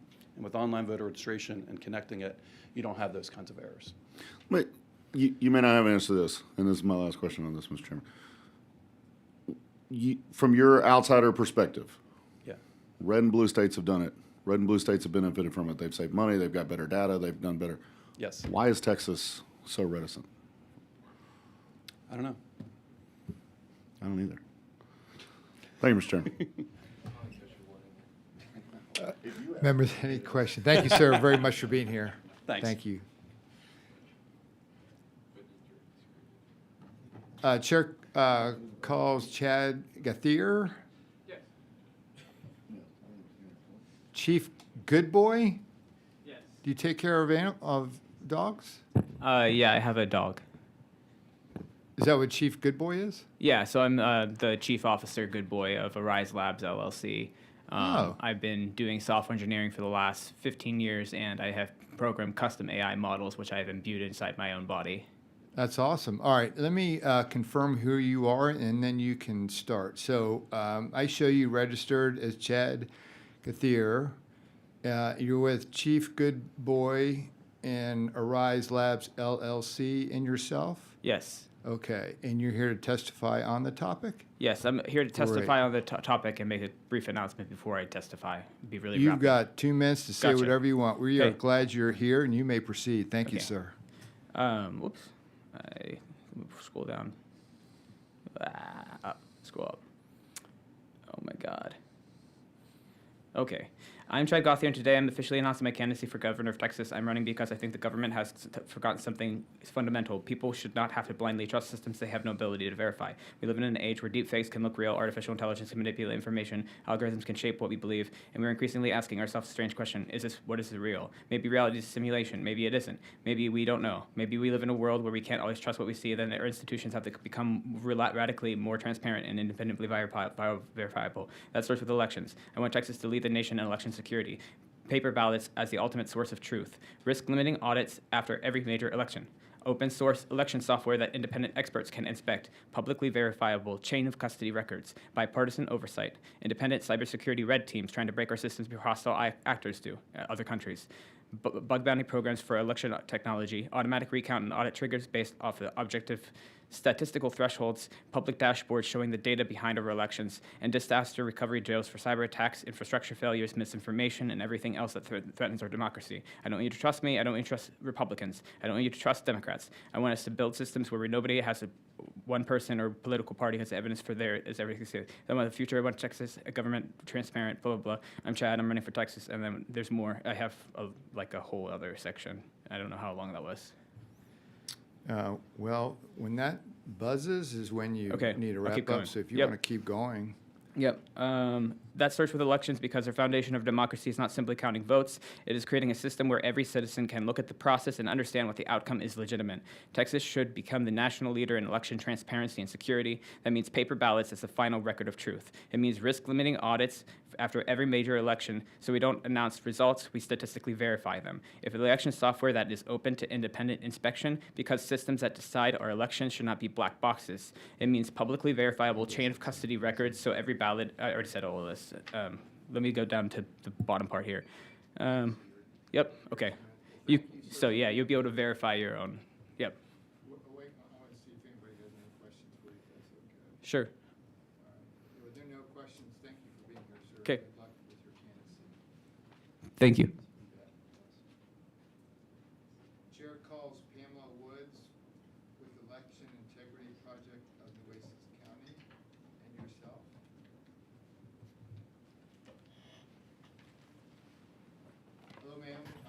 registered as Pamela Woods, and you are representing Election Integrity Project of Nueces County and yourself. You are here to testify on the topic. I'm here to discuss voter roll maintenance. And is that on topic? Okay, very good. Just want to make sure that I'm good. Good to go. Yes, I'm providing you all a handout. As the young people say, I'd like to give you a little street cred on Election Integrity Project. So you don't think I'm just talking out of a situation that I don't know anything about. So we have been an organization for the last almost 6 years. In June of 2024, we started a very robust, and I say robust, voter maintenance committee in which we began auditing our own county, Nueces County's voter roll. As of to date, we have removed, along with the assistance of our local voter registration office, 1,600 deceased voters. Now, we did not find anyone that had voted. That's good news. But however, we did find people who had been on our voter rolls for as long as 30 years since the date of deceased. So we have worked alongside with our voter roll maintenance department to clean up our voter rolls. We are now using what's called ELLI. We started off using TPA, the People's Audit, and now we are using ELLI. ELLI is an awesome replacement for ERIC. It does not cost you, the county, or anyone a dollar. They are willing to let you use it. It is an amazing system that allows you to target vulnerabilities, such as how many, if you take a data dump from the Secretary of State for Nueces County or for the whole state of Texas, you can find out how many people are deceased that you need to look at, how many people need to be looked at for a national change of address, perhaps even anyone that has moved out of the state of Texas. What I'm proposing is that we consider a management change of voter roll maintenance, that it be led by the Secretary of State, top down. What I've discovered in Nueces County is that it's not that they're not trained, not willing to be organized, not willing to learn. It's just that there's no uniformity into how we work from the top down on our voter roll maintenance. If we can get the organizational, the structure, management, uniformity, accountability, and then results back to, somebody was talking about, can you give me a report? Well, these reports could be then supplied to the Secretary of State, and then the Secretary of State could then offer those reports to you all. Basically, what we've discovered is You've run into your Oh, 2 sorry. minutes. But it's great, the work that y'all have done in the county. Have you Mm-hmm. communicated those results with the Secretary of State's office when you found those deceased voters? What we do, we are one of those counties that are offline. Oh, okay. And so what we do is we upload and then download. So they would have gotten it when Yes, you did and the I upload. will say that one of the problems that we've had with teams back as far as January and up to the primaries was that some of the deceased voters that we had taken off were coming back on. So we were not even using teams for our primaries. We Use ended your up own. just, using only our Your own data. our data. Yes, sir. Chair Wilson? So, thank you, Mr. Chairman. So y'all identified, it was taken off, then define it back on? Yes, in a I don't know future- exactly how many, but there were, from what the voter registration office told me, there were those that we had taken off were back on. So we quit uploading from the Secretary of State before our March primaries because of that. Yes, sir. And we were also finding duplicates. Now, I don't know what that was about. I'm sure Ms. Atkins has probably addressed all of that by now. Sounds like that was some of the issues too, but there were some duplications as well. Thank you. Thank you, ma'am, for being here.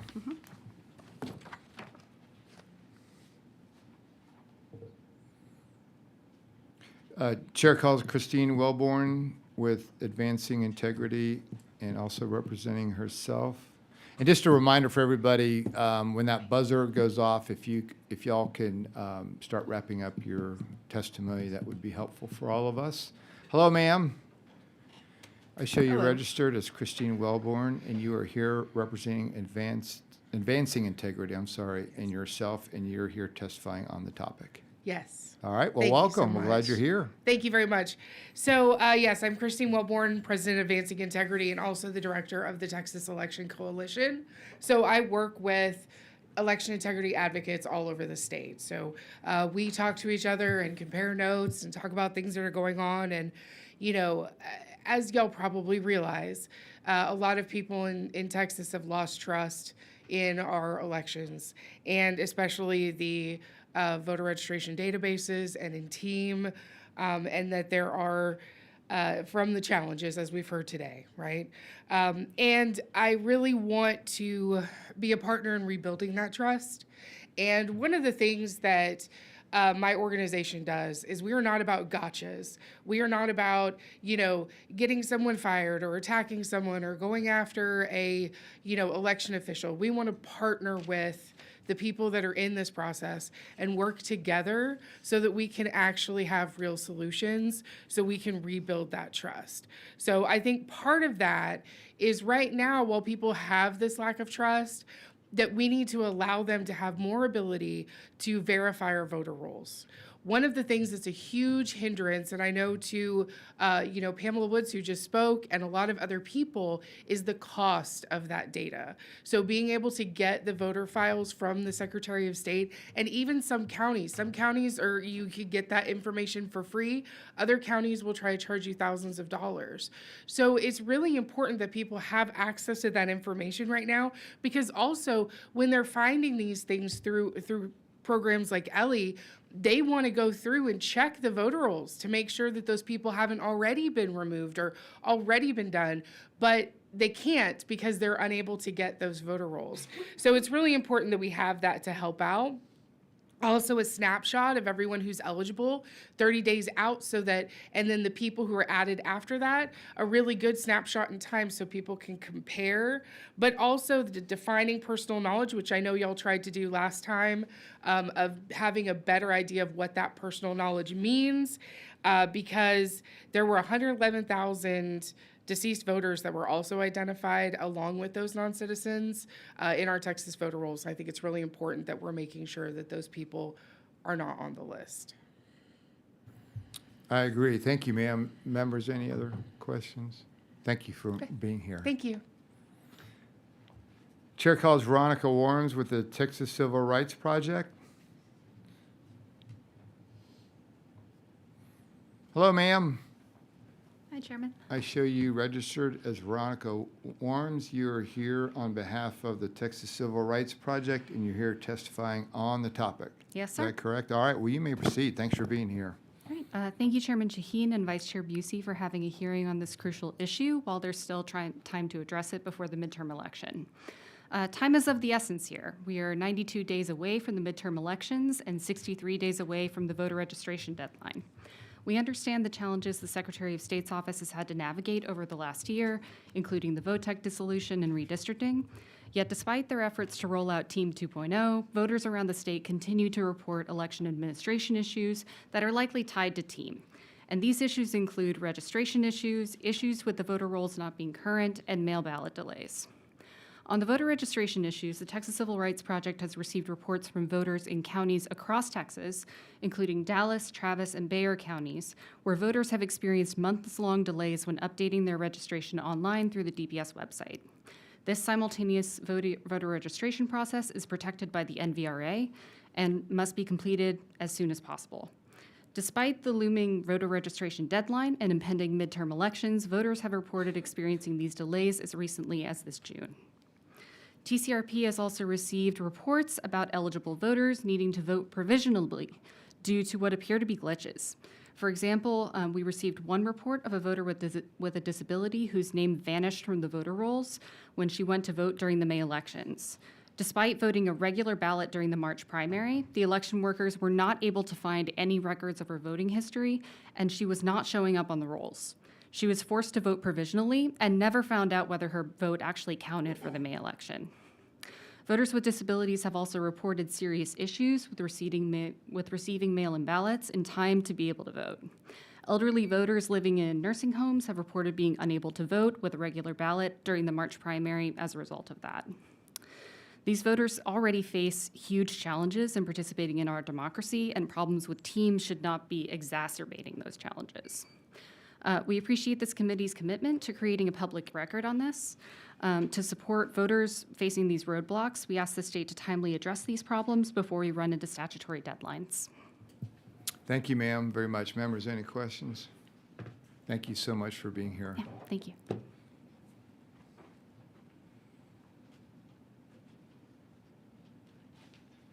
The chair calls Jenny Limcher, representing herself.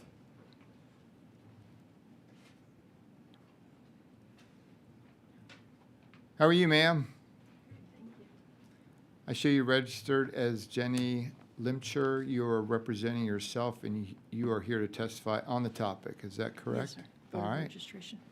Well, welcome. Yes. Okay. I do have some handouts for y'all. Thank you.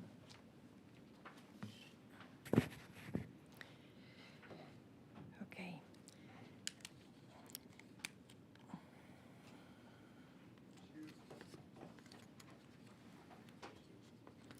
Let me know. Do I just start?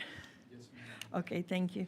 Hello, I am Jenny Limcher from Harris County. The interim charge to recommend ways for streamlining voter roll maintenance while improving efficiency can be accomplished by evaluating two complementary technologies. Ellie already mentioned, it's also called the elector list, and CFUS. They work together. Ellie helps election officials identify potential voter registration discrepancies using public and third-party data while leaving every eligibility determination and removal decision entirely in the hands of election officials.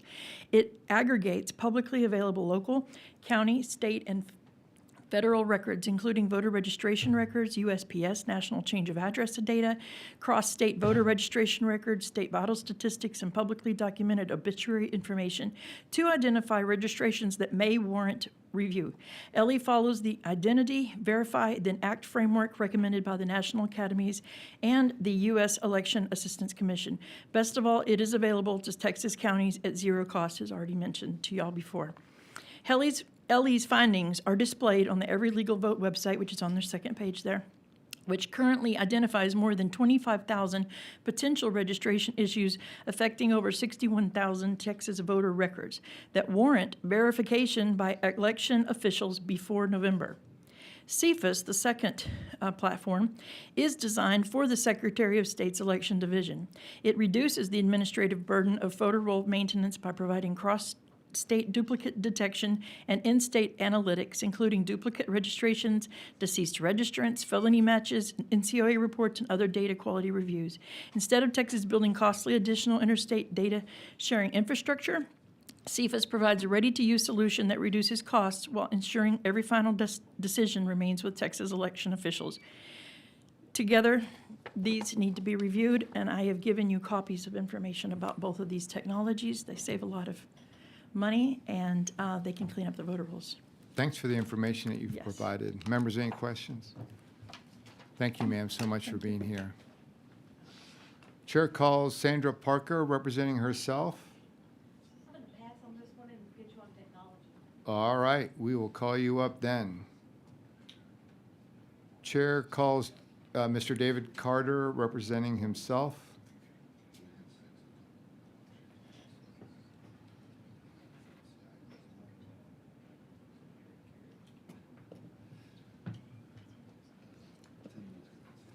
Hello, sir. I show you registered as David Carter. You are here testifying on behalf of yourself, and you are testifying on the topic. Is that correct? That's correct. Well, good to see you. Thank you, Mr. Chairman, Vice Chairman Busey. I'd like to limit my remarks to the citizenship issue. First off, there's a lot of talk about using different databases, the SAVE database, and various ways of checking. There is in the Election Code, Chapter 16, investigation of registered voter for proof of citizenship. And it uses an SOS form 21-47 that the local county registrar would mail if he has reason to believe the person is no longer eligible. And 30-day window, and there's no databases. You just if he has reason to believe they're not a citizen, he can send that form out. And if you don't get a response, the registration's canceled. Of course, and the same chapter says if they didn't get the letter or whatever other reasons, anomalies, they would be put back on the rolls with no problem. So as far as citizenship verification goes here in Texas, there's discussion of the DPS database not being up to date with naturalizations. I drafted a bill about three sessions ago that would add a Chapter 10 to the election code and require coordination between the federal government, USCIS, I guess, and Secretary of State and DPS to try to flow that information to cut down these inconvenient complaints that people are being flagged for not being citizens. But as far as the accuracy of the saved database, I want to make this point, that the A in the saved database is for aliens, and this is legally present aliens. And at the time that they were entered in there, they entered the country at a port of entry, they were not citizens. If they are now a citizen, it's because they're naturalized. Is that the 2 minutes? Yes. That was a quick 30 seconds. Could you ask me a question? I'd like to make a... You can answer questions. Okay. Members, any questions? Is there something further you were going to say on the whole I naturalization? can't hear you. Can you? Mr. Wilson, Thank you, Mr. Chairman. Go ahead and finish your statement, if you would, please, Okay. on the naturalization. So- Hold on. It's Yes, going to be sir. a question. Will you please finish your statement on the No, naturalization piece? do you have Thank anything else to say on the topic? Thank you. Yes, sir, I do. Thank you. So it's just very, it won't take much longer. But the DPS database should be checked by SOS every time a person registers to vote. But they don't. And when they ask, sometimes when they're asked, do you verify citizenship, they say yes, if there's a question. That's a famous thing. If there's a question, we send that form 21-47.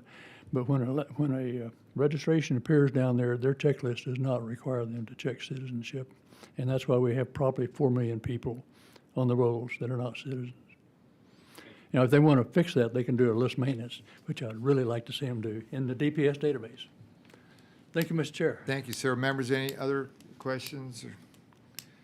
Thank you, sir, for being here. And there's nobody else. Okay. Ms. Atkins, we would like for you to come back up as a resource. So Chair calls Christina Atkins back up because you did such a good job last time, and you're still representing the Secretary of State's office. Nothing's changed, right? I don't believe anything's changed. And you're still testifying on the topic. Yes, sir. All right. Well, thanks for coming back up. Absolutely. Mr. Busey, The Secretary of State has changed. the Secretary of State has changed, yes. Go Thank ahead, you, Ms. sir. Atkins. We've now heard kind of from everybody in this conversation. I just wanted to, get at the heart of what I know everyone's goal is, to make sure we continue to improve and move forward. And just wanted to kind of open the table back up to you after hearing the feedback, what y'all's thoughts were on the communication, on the roundtable, on maybe some of the goals of, a tracking ticket system or a database or a way to make sure that everyone feels like progress is moving forward. And it's, some of the positive feedback was good emails, but want to see more, I guess, some real-time Sure. updates. Y'all have any thought or thing you want to share? I know that from my meetings with you directly, your office, that the communication is strong and we're all trying to get there. But with 254 counties, there's a lot of challenges. Yes. There's a lot of hiccups. I know the intent is there. So what are we lacking from that you want them to know, and what are we need to know? What are you lacking from us? What are we not giving you as far as resources, if any, support, financial, and therefore, so just so we can move forward with this as a positive step forward.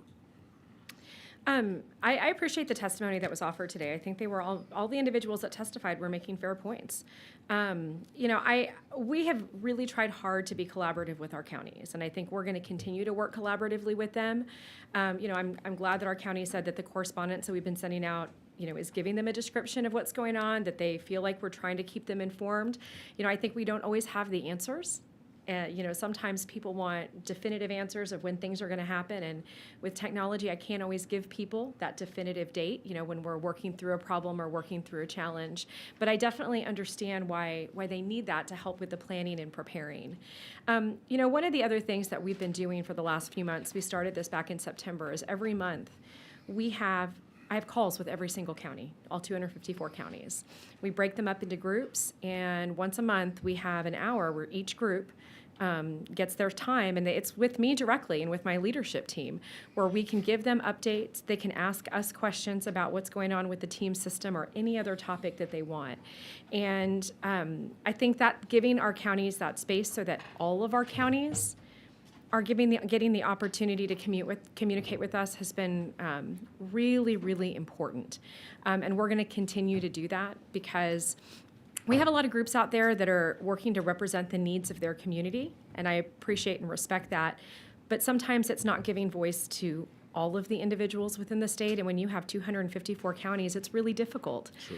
And so I think we're going to continue to do what we can to make sure that we're talking directly to our counties and reaching to as many of them as we can, and not just relying on certain select groups. Sure. That being said, we do have good working relationships with a lot of these groups, and we're going to continue to do that too, and continue to communicate with them. The county's made some suggestions, our election officials made some suggestions. Some of the things that they're talking about have a cost associated with it. So we'll do some research and look into that. But of course, understanding that, anything that's going to have a cost is going to be hard for us to do right now. So we will, look into that and report back to the committee if there's anything there that, might The request. chairman's full of money, so. Might request additional needs. So I think, we'll always consider anything that's presented to us. But again, I just want to note that, we've already, we have a budget. Some and of- no, we've I hear expended that. resources on that. Some So of we're those doing the best we technological can. advancements do seem like they would be beneficial and practical. So I do think if y'all come back with a budget and it's something that we can work on realistically, I think we would like to do that, because I think the goal, and hearing it, across the aisle, hearing from Rep. Swanson saying, the counties that are offline are paying to be offline because they feel like they can't get it done with Team 2.0. I think we want to get to where Team 2.0 is something that everyone wants, and everyone wants to get there. Absolutely. And so I think if we can all help with that process, that's the goal. The goal is to have a system that our counties want to utilize, that it has the functionality and all of these extra enhancements that we've never had before, that little by little we're putting into the system, so that our counties don't have to expend additional funds to purchase something that they can get for free from the state. Representative Swanson had asked earlier percentage. We have 57% of our voters are in counties that are offline, so it's about half of our voters are in that. It's improved somewhat. It has, and I think as the system continues to improve and we roll out more functionality and more of kind of the bells and whistles of the system, that's our goal, is to let our state have a system that makes it so that they don't have to spend additional funds to get those enhancements and to get those extra features. So we're going to continue to work on that and continue to build the best system that we can. It's just taken a little longer than we anticipated because we had some hiccups along the way, but we're going to continue to push through and do what we need to do to make sure that our counties have the system they deserve. Thank you. Yes, ma'am. Ms. Swanson, sorry.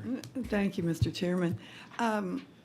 Someone who just testified mentioned a system that is called Ellie and something called CFOS, and I just wanted to get your reaction. What's your Sure. input on that? Sure. There's a lot of different third-party groups out there that are doing some interesting work with publicly available data sources. And what we have found at the state, we try to be good stewards of the data. And one of the things of the data that we have, and any data we pass on to our counties, and one of the things that we've really prioritized, in our database, for almost, we have 18.6 million registered voters, and for almost all of those, right around that 18 million mark, we have driver's license and full 9 of social security number in our database. Because when we do data matching exercises, we want to be as confident as we possibly can that we're capturing the right individuals, because that's better for our voters. Just like we talked about with the non-citizen exercise and with deceased voters and whatnot, we want to be sure that we have the right people. And so we typically rely on data sets that we get from government sources where we can get that personally identifiable information to do those matches. Because if we're going to be doing that data matching and providing that onto our counties, we want full confidence that we have done the best matching that we can possibly get. I think that there are some great organizations that are doing some good work, but they're not using they're not using driver's license and social security number. They're using publicly available data. And we have to be really careful with that, because in Texas, we've got a lot of individuals that have the same first name, last name, and date of birth. We actually have in Texas repeating last 4 digits of social security number because our state is so big. And that's why we try really hard to only utilize strong matching criteria when we're doing our list maintenance. Now, I think, for the state to look into data like that and then pass that along to the counties, again, those would be weak matches that we're passing along, and I worry about the fact that we can't fully vet that at the state level. That can really only be done by a county. So if a county wants to look into some of those additional resources, they have the ability to do that. The law provides for that. But I think at the state, we're very cautious about the state engaging with anything that doesn't have that strong matching criteria. We want to be very certain of the matches that we have, because we know that it can impact voters. Okay, that's good information. Thank you. And then, Mr. Chairman, there was one thing I wanted to clarify was the question that Representative Swanson asked and Representative Plessa about the non-citizen data. I think we were getting a little hung up in the details, and I want to be very clear on this. We have asked our counties to report back to us what actions they're taking with respect to the non-citizen data. I think I was getting a little caught up in the weeds about the type of notice or the type of documentation sent back, but I want to be very clear. We have asked our counties to report back to us what actions they're taking with this data set. We are working with DPS also to get additional data so that our counties can take the right actions, and then we will be reporting out those outcomes. So we will provide that to you, and I want to make sure that that everybody was very clear on that. We have asked them for the data, and we will report out what we get back from them. Awesome. Are they cooperating, and do we need a Yes. law to encourage them to cooperate? No, I would say by and large our counties are cooperating. I have not had anybody push back outright on the data set. I think some of the counties have called and said, hey, I'm comfortable with acting on some of these matches, but I have a few of these that I'm not sure about, and I'm working on trying to get more information. Do I have to send a notice out to these folks? And the answer to that is no. They're not legally mandated. There's no legal mandate that they have to send a notice to every match we give them. But I think that's by design. They have more information at their disposal than we do because they have all their local records. So they should have the discretion to be able to hold back if they think that's appropriate for some of these records. But I haven't seen a county yet that's telling me they're flat out refusing to send notices out. Some of them are just, I think, doing it maybe in batches or doing it with different levels of data. As they get more data, they're sending more information out. But are they willing to give you the information that Yes. here are the letters we sent? We're going to make that. You're If gonna ask we that. need another level of detail than what we've Mhm. asked for, we're going to ask for that Yes. information. Okay, great. Yes, ma'am. Thank you. Mr. Wilson? Thank you, Mr. Chairman. Earlier, you were talking about SAVE, and SAVE is interoperable and integrated across, did you say 11 other databases? I want to say it's anywhere from like 14 to 16 different databases. Now, I will say there's litigation with SAVE right now. There's some Okay. litigation going on, and USCIS has had to walk back some of the enhancements that they have made to the system. And so we're watching that litigation and waiting, because right now I don't think that SAVE has the usefulness and functionality that it did for us previously. But there's litigation that I hope will resolve these issues and Well, give us. I know INS has been divided to 3 different agencies, but on the naturalization side, where does that Sure. data reside that SAVE is tapping into or linked to DPS? Absolutely. So I don't know which of those databases contains that information on naturalizations, but I can tell you this, that we have asked USCIS about how quickly things get updated in their system. How quickly is it that somebody is naturalized, that information is inputted into the system and reported back so that it can be accessed in this database? And they did a study on this. They went and actually did research on naturalizations and watched data collection points from date of naturalization to entry into the system. And they told us that the average time frame it takes for a naturalization to hit the SAVE system at the time that they did this research, which was just within the last year, was 1 to 3 days. So anywhere between 1 day and 3 days. There are many folks that clerks that will enter that in day of when a naturalization ceremony happens, and so it's near real time. It's near real time as you can get for naturalization. And then I think as far as DPS's interaction with it, I know that they're using it with respect to Real ID, and I'm sure they can answer more questions about that. But it's the same system. So if an individual is naturalized and that information is entered into SAVE, on an average of 1 to 3 days is how long it's taking to hit the system. So if somebody comes within that time frame, they may not get the confirmation, but they will shortly thereafter. Okay. And as far as the team's development and continued Yes, sir. improvement, is there a deliberate, documented strategy for improvement over time and the deliverables? Absolutely. And and the detail of the deliverables Yes. So on a milestone basis. when we had the initial contract and the rollout, we actually had a very detailed plan. Understand that we had to modify that plan with the deliverables related to the redistricting into the VOTEC situation. So we have a revised plan, and so we do have those revisions and target dates. I think the concern that I'm hearing about from our counties is, there's an issue that's they've identified in the system, and they want to know, when is this going to be fixed, because I'm pausing my work to continue working, pausing my work to give you a chance to fix it, and they want a hard deadline as to when things are going to be fixed. And that is what we struggle with, because I can't always give them a hard deadline. I don't always know, because it depends on what the developers at our vendor, we're not the developers, we work with the vendor, and it depends on what those developers report back, because they've got to investigate the issue, they've got to look into it. But aren't your contracts written in that way to We do. articulate We have service level agreements with our vendor and timeframes for getting issues remediated. And those timeframes compress down to a very short turnaround during certain designated time periods, during critical times, during election times. So we do have those SLAs. But just on development, risk mitigation strategy, is that woven into the contract itself, or? Yes. I mean, I think some of those are requirements under state contracting laws too, that we make those efforts. And I just say that because folks have asked, looking at original contract documents, but we did have to adjust our time frame. When we put everything on hold, everything else got shifted. And I think our projected timeline for finishing a lot of these enhancements has spilled into next year. Because they have spilled into. Because we've had to delay a number of features. Like I said, the GIS, Geographical Information Systems, the implementation of that's actually a pretty big project. One of the later things we're working on, because it is so big.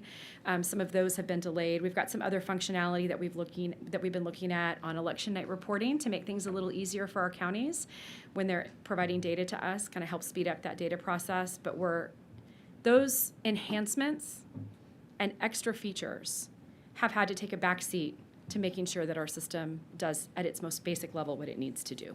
Thank you. Yes, sir. Ms. Swanson? Just a quick question. So when a person gets this notification that it sounds like it's not really that many people that get them, saying you might not be a citizen, but you are registered, is it safe to assume they must then produce some evidence, or can they just write back and say, yes, I'm a citizen, and there's nothing you can do about it? For citizenship, they're required to provide documentation. They're required to establish and provide proof of citizenship, and there's a series of different documents that they can provide to establish proof. And so for citizenship in particular, that's one that that requires documented proof. Okay, great. Thanks. Yes, ma'am. Mr. Morales-Shaw, did you have a question? Ms. Plesha. Thank you, Chairman. I wanted to ask a couple of questions. Chairman Wilson brought up some really great points around counties moving from one type of ballot marking device to another type of ballot marking device. Collin County did that. recently did this. We're voting on hand-marked, like, paper ballots now. So that's fun. What I'm wondering is the SOS studying or tracking these ballot marking error rates when counties move from one device to the other? And are we tracking kind of like what Chairman Wilson was saying about, people coming in, spoiling their ballots, ended up not voting because of it or whatever, something like that? That's a good question. No, we're not currently tracking that. I don't know that we have the data points that we could gather easily on that, but that is something that we can visit with those counties. It's a limited number of counties that have made the move to that type of system, and so we can have some discussions with them to see if they can identify data points or things that we can look at to get a sense as to how that's working. Yeah, and my half question, I guess, because the chairman only said 1.5 questions. So my half question would be, I guess, what can the legislature, do next session if there are other counties that want to move to the system? What metrics should be in place before we encourage counties to make this move? Obviously, cost could be one of them, but, Sure. Overvotes, undervotes, spoiled ballots, voter correction rates. I mean, these could all be things that we're tracking, on I a agree. statewide. Yeah, I think those are great data points to look at. I'll start talking to those counties to see if they have gathered information like that, and if that's something that they can share with us or share with you all, we'll definitely encourage that. Thank you so much. Ms. Morales-Shaw. Thank you, Chairman. Just a quick follow-up, and I hope I didn't miss this when I stepped out, but we heard from different people and heads of organizations talk about comms and that being an issue, the lack of comms, not from the Secretary of State, but from between civics and the county officials so that they can know the dashboard. Is that feasible? Is that something that is in the pipeline? I mean, it does sound like a common sense solution to Sure. counties So, being in the dark about What I progress. indicated is that some of the things that they're asking for are going to have a cost associated with it. So we'll definitely look into that and can report back on, what some of these features that they're asking for would cost, because it's not something that I think we can do right this moment. I am going to go back with my team and talk about some of the things that we've heard. We want to continue collaborating, working together with our counties.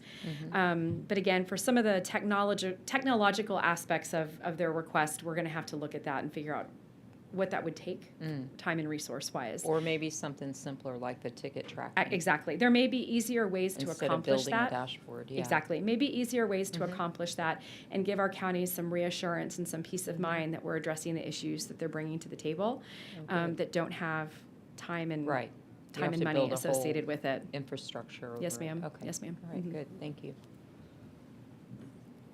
Yes. Ms. Swanson. Thank you, Mr. Chairman. Now that we're talking about hand-marked ballots, I appreciate Representative Plesa bringing that up because I have a lot of concerns about those, especially in big counties and especially in Harris County since it's just so very big. And so a few things that I have particularly that I have in my notes about hand-marked ballots. This process would be almost impossible for larger counties like Harris to complete in a 24-hour period. About 5%, from what I understand, of hand-marked ballots have to be reviewed by a little committee, as you know, to make sure what the voter's intent is. Those hand-marked ballots normally are just the mail-in ballots. But so you're talking about just for those that it's hard to tell how they want to vote, and just from mail-in ballots, it's already taking about 5 people, about 3 county clerk employees or election administrators and 2 party people.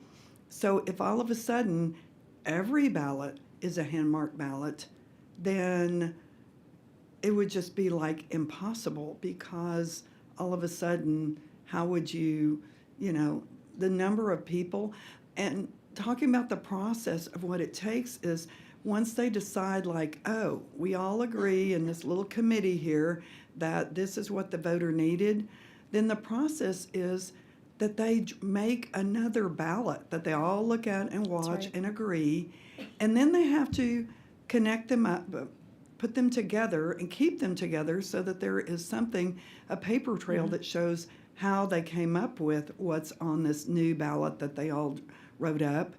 And with the ballot marking devices that we currently use in most every county, there's only one line per election. So it doesn't matter, let's say in a primary, 10 people ran for an open congressional seat. It's only going to require one line. So, and I know I'm telling you stuff that you know, but I think it's very important that we all understand the problems with this stuff. So if you look at Harris County, keep in mind we had in our last big election, we had 1.5 million ballots cast. So if all of a sudden all of those had to be, instead of being one line per each thing, instead it would all look more like a mail ballot. So you'd have the entire question, what they're running for, and or if it's a bond issue or whatever, and then every single person running. So if you took that, you put them on 8.5 by 11 pieces of paper, our ballots would take about 10 pages. That's right. So if you had a 10-page ballot, you have to keep it all together legally. You can't let it get separated. Then maybe 5% of those, they can't tell how the person wanted to vote, so they all agree in their little committee how they're going to remark it. So now you've got 20 pages that you have to keep together. And so then how do you count these? If they go through a machine, what's your process for keeping these 10 or 20 pieces of this ballot together? And as you know, in Harris County, when they first started having these ballot marking machines, unfortunately, since we have reportedly the longest ballot in the nation, it was taking 2 separate pieces of paper. And they had a tremendous amount of problem with keeping the 2 pieces of paper together. But they also had problems that sometimes, as they would feed these in, it would read the first one and not the second one. That's right. So then they didn't know whether to feed the first one in again. And maybe so that person's first page got counted twice, or it just created a lot of chaos, a lot of havoc. And the number of people that it would take, I mean, it's been estimated you'd need, 6,000 people to be able to count these hand count these hand-marked ballots within 24 hours. That's even if you had these machines, it'd take 2,000 machines and 6,000 people running them to get it done in 24 hours. And the longer it takes to get your results in, then the more opportunity for fraud. Somehow those ballots are found in suitcases underneath tables and are theoretically, supposedly driven in by trucks or whatever. So it's very important that we get quick results. And so could you comment on this? Because I have a lot of concern about this move to hand-marked ballots. Yes, ma'am.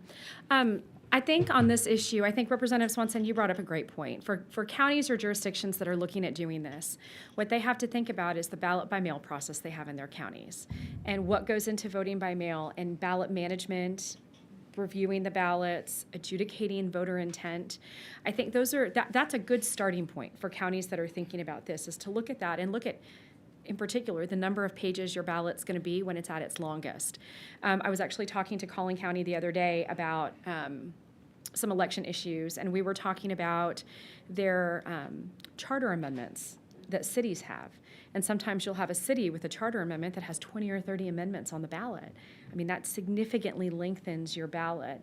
And we were talking specifically in Collin about some of the challenges that they have with this new voter on demand system and making sure that they can do the right kinds of training and they can do what they need to do. And Collin County is a very well-run county.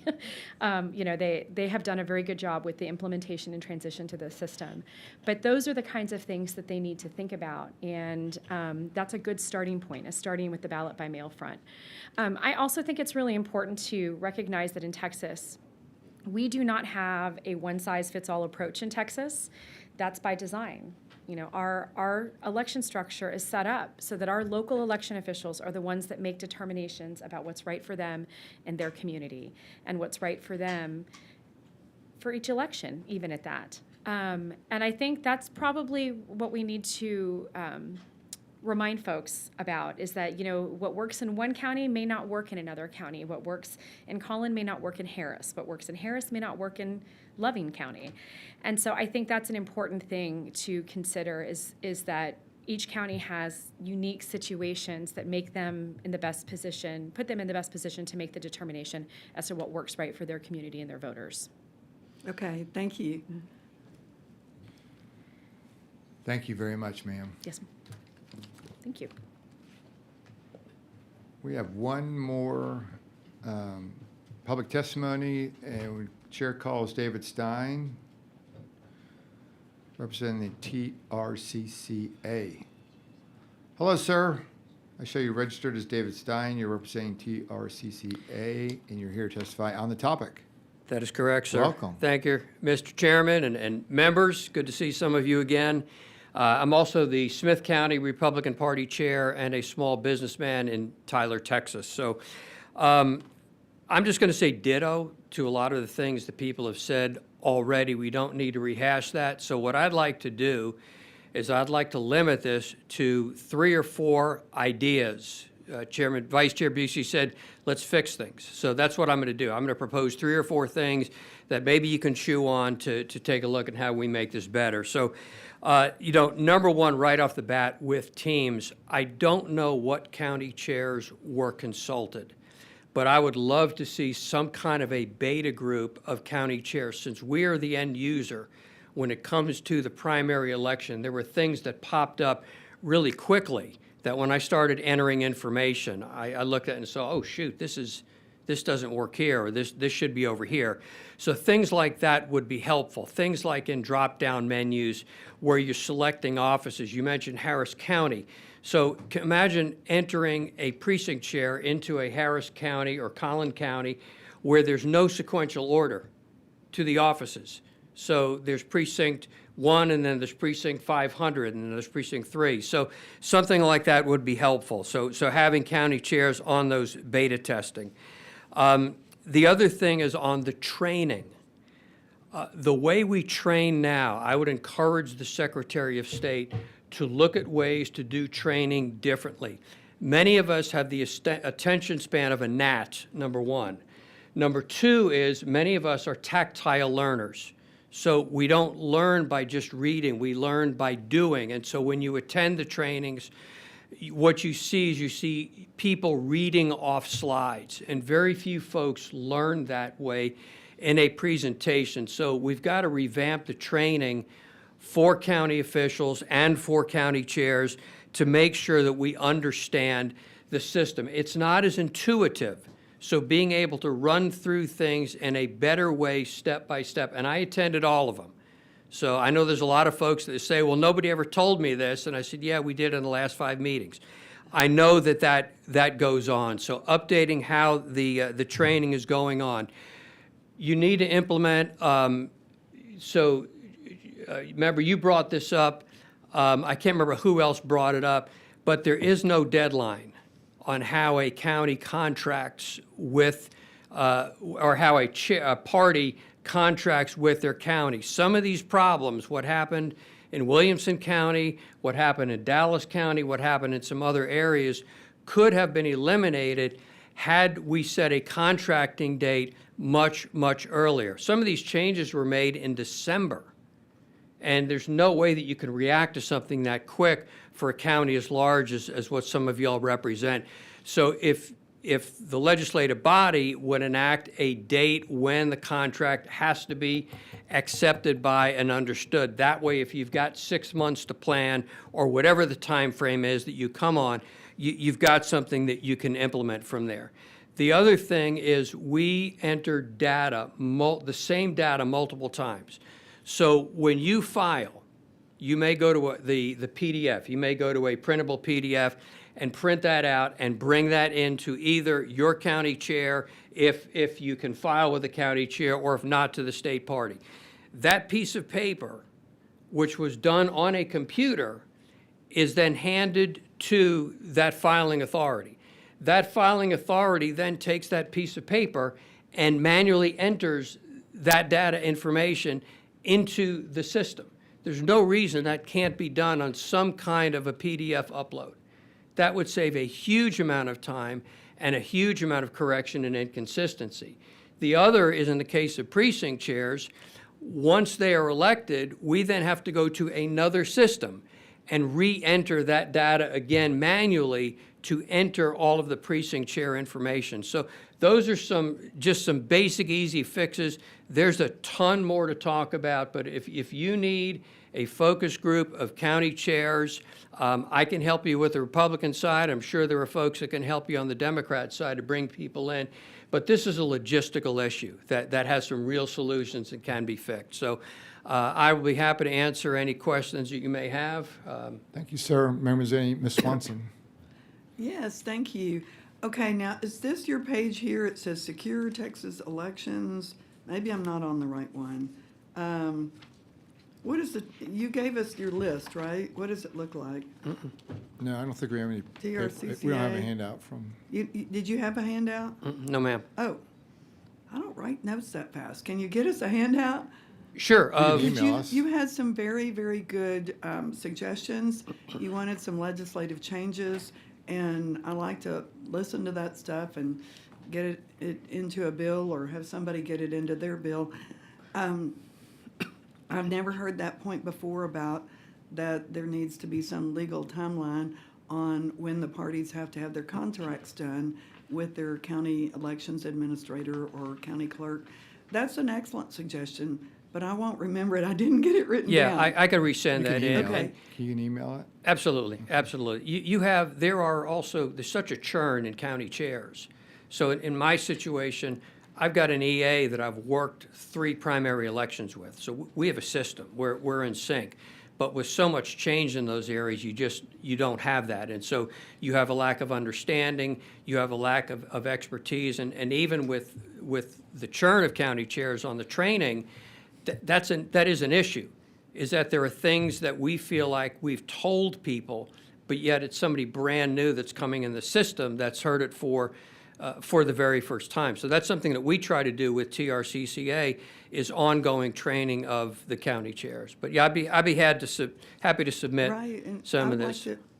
Please work with my office and Love to. others on making sure we get some of these suggestions into legislation. Yeah. And some of it may be easy to handle just directly with Ms. Atkins, with the Secretary of State, just some ideas. But I think it would be great to have, and maybe they do it with parties, and if they do it with the RPT, I have no knowledge that it happens. So I will apologize for that ahead of time if that's happening and they're not telling me. But anyhow, but no, thank you for that. Thank you for that question. I look forward to your Yes, ma'am. list of suggestions. Thank you. Thank you, sir, very Yeah, much for thank being you. here. Send that email. Okay. Is there anyone else who wishes to testify on the topic of voter registration? If not, that concludes our testimony. Thank you to the Secretary of State's office for a job well done. Next on our agenda is Charge 5, Technology and Elections. Study the growing role of new and rapidly evolving technologies in the election process and political communications. Chair calls Andrew Cates, representing himself.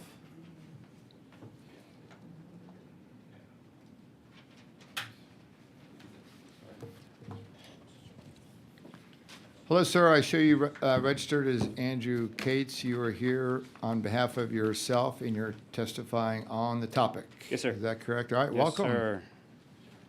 Thank you for the invitation. All right. Thank you, Mr. Chairman, members of the committee. My name is Andrew Cates. If I don't know, might look a little familiar to anybody up here. I was a lobbyist up here for about 15 years before starting my political law practice. I'm one of the few attorneys in the country with a legal specialization in legislative and campaign law, and I wrote the only legal practice guide that exists on Texas ethics laws, now in its 9th edition. It was sort of a labor of love. Today I'd like to provide an overview of the law in place now in Texas as it relates to AI and deepfakes, give a little bit of the lay of the land of a few other states for comparison purposes, discuss where we stand at the national level. I know it's going to come up anyway, so I'm going to certainly address First Amendment issues with any of the deepfake laws, and I'll close by addressing some of the election prediction markets as well. So Texas was the first state in the country to legislate against deepfakes in elections in 2019, almost 5 years before any other states acted. It is housed as a subsection to Section 255.004 of the Election Code titled True Source of Communication.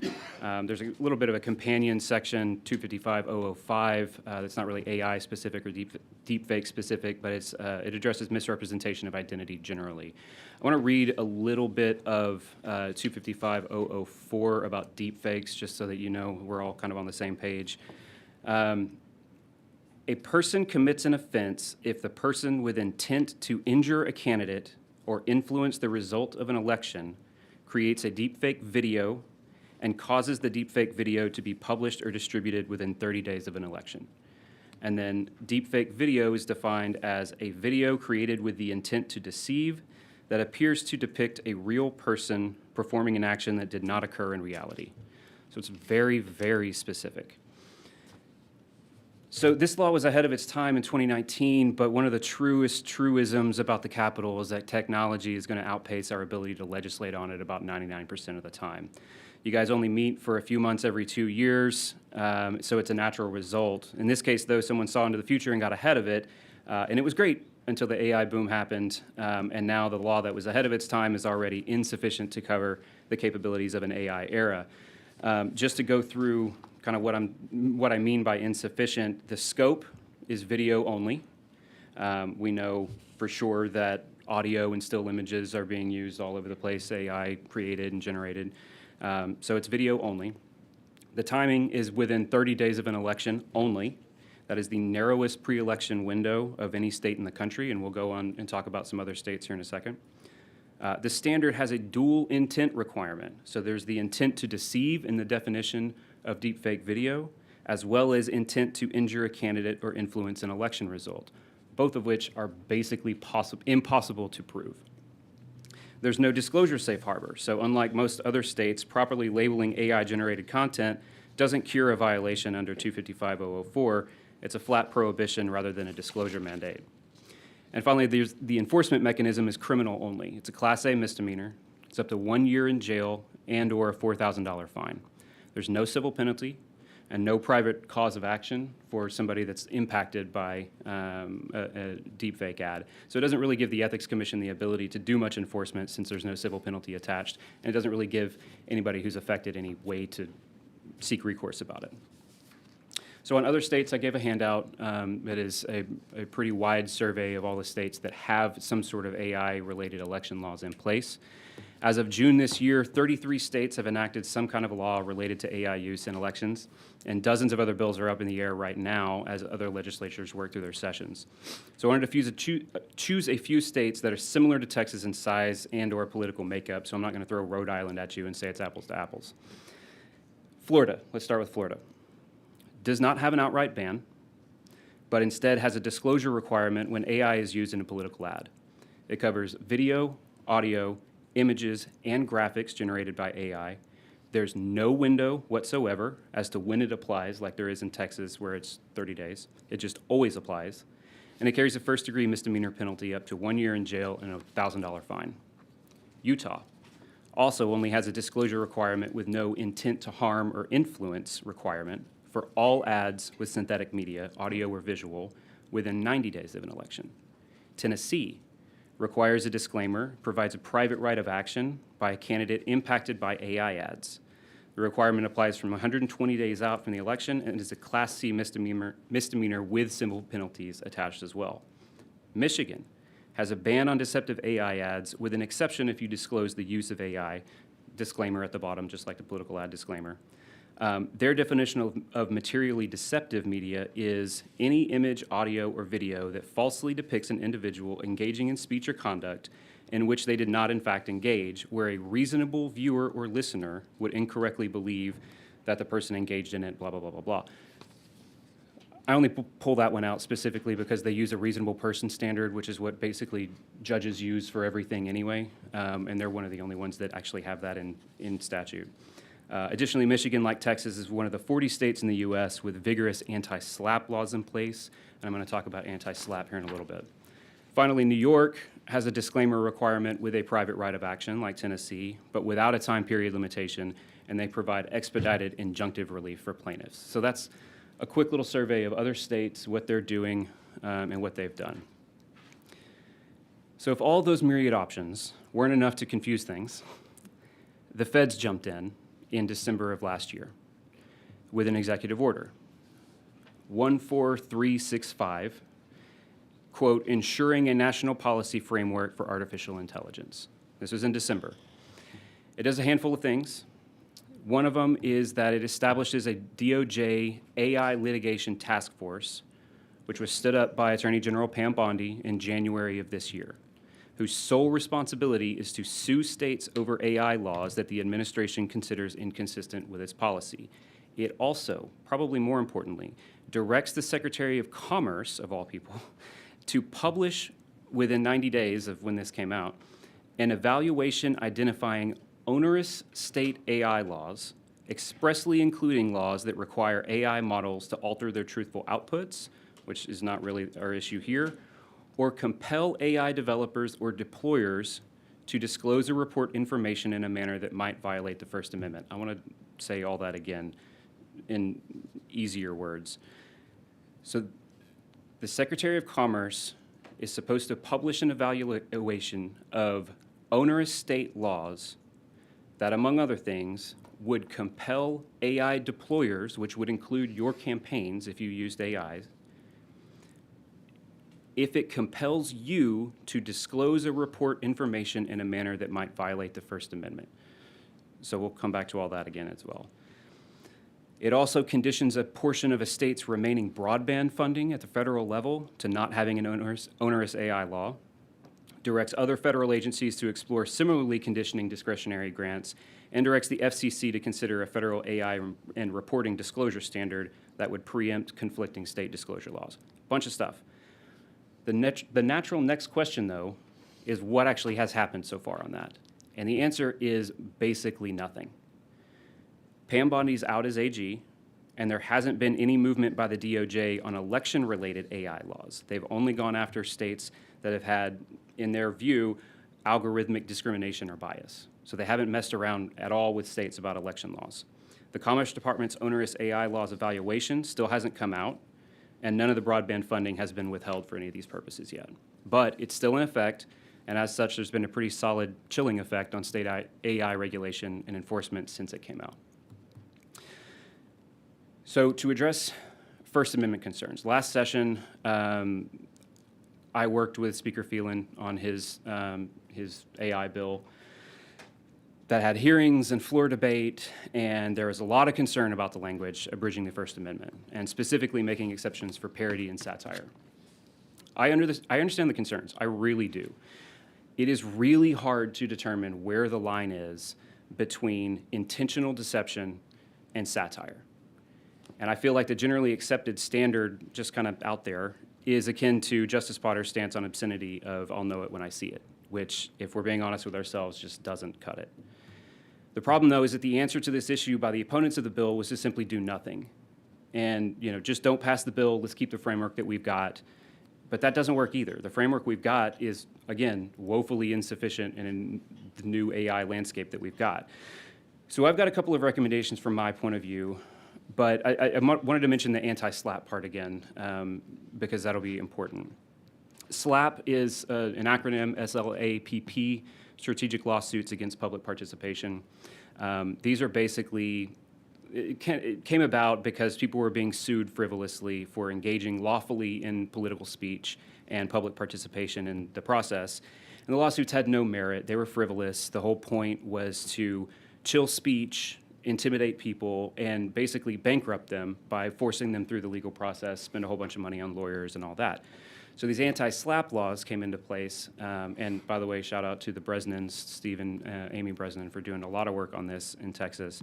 Came about, at least in Texas, called the Texas Citizens Participation Act in 2011, which allows for basically an expedited dismissal of these claims. If you can show that it's frivolous, if you can show that it was First Amendment based, you can get it dismissed very quickly without having to go through all the process, without having to go through and spend a lot of money on lawyers and court cases and all that. So we've got a SLAPP law in place, anti-SLAPP law in place with the TCPA. So I would propose, I've got a couple of ideas on this. I would propose that we tie the deepfake statute to the TCPA anti-SLAPP statute that we've got in Chapter 27 of the Civil Practice and Remedies Code. It would allow for a civil cause of action by somebody who's affected by a deepfake. Representative Vice Chair Busey, had some deepfake comes out by an opponent. You've been personally affected by it. You want to sue this person for violating the law. Let's tie the whole thing to the anti-SLAPP statute so that if your lawsuit is frivolous, if it actually, would infringe somebody's First Amendment rights, then a judge can decide that and they can dismiss it. Some other recommendations that I have would be adding a disclaimer requirement. I think you'll see in that chart that most of the states out there have disclaimer requirements, so just slap it on there, just like a political ad disclaimer. This was made by AI, and let everybody go about their day. Add some additional media into it, like audio and pictures, to supplement the video component, just because it's so narrowly tailored right now. At least increase the number of days that it applies to 90, 120, something like that. These campaigns, we all know it, these campaigns go on forever. They don't just pop up in the last 30 days before an election cycle. So, remove it, increase it, whatever. I think it would be better suited that way.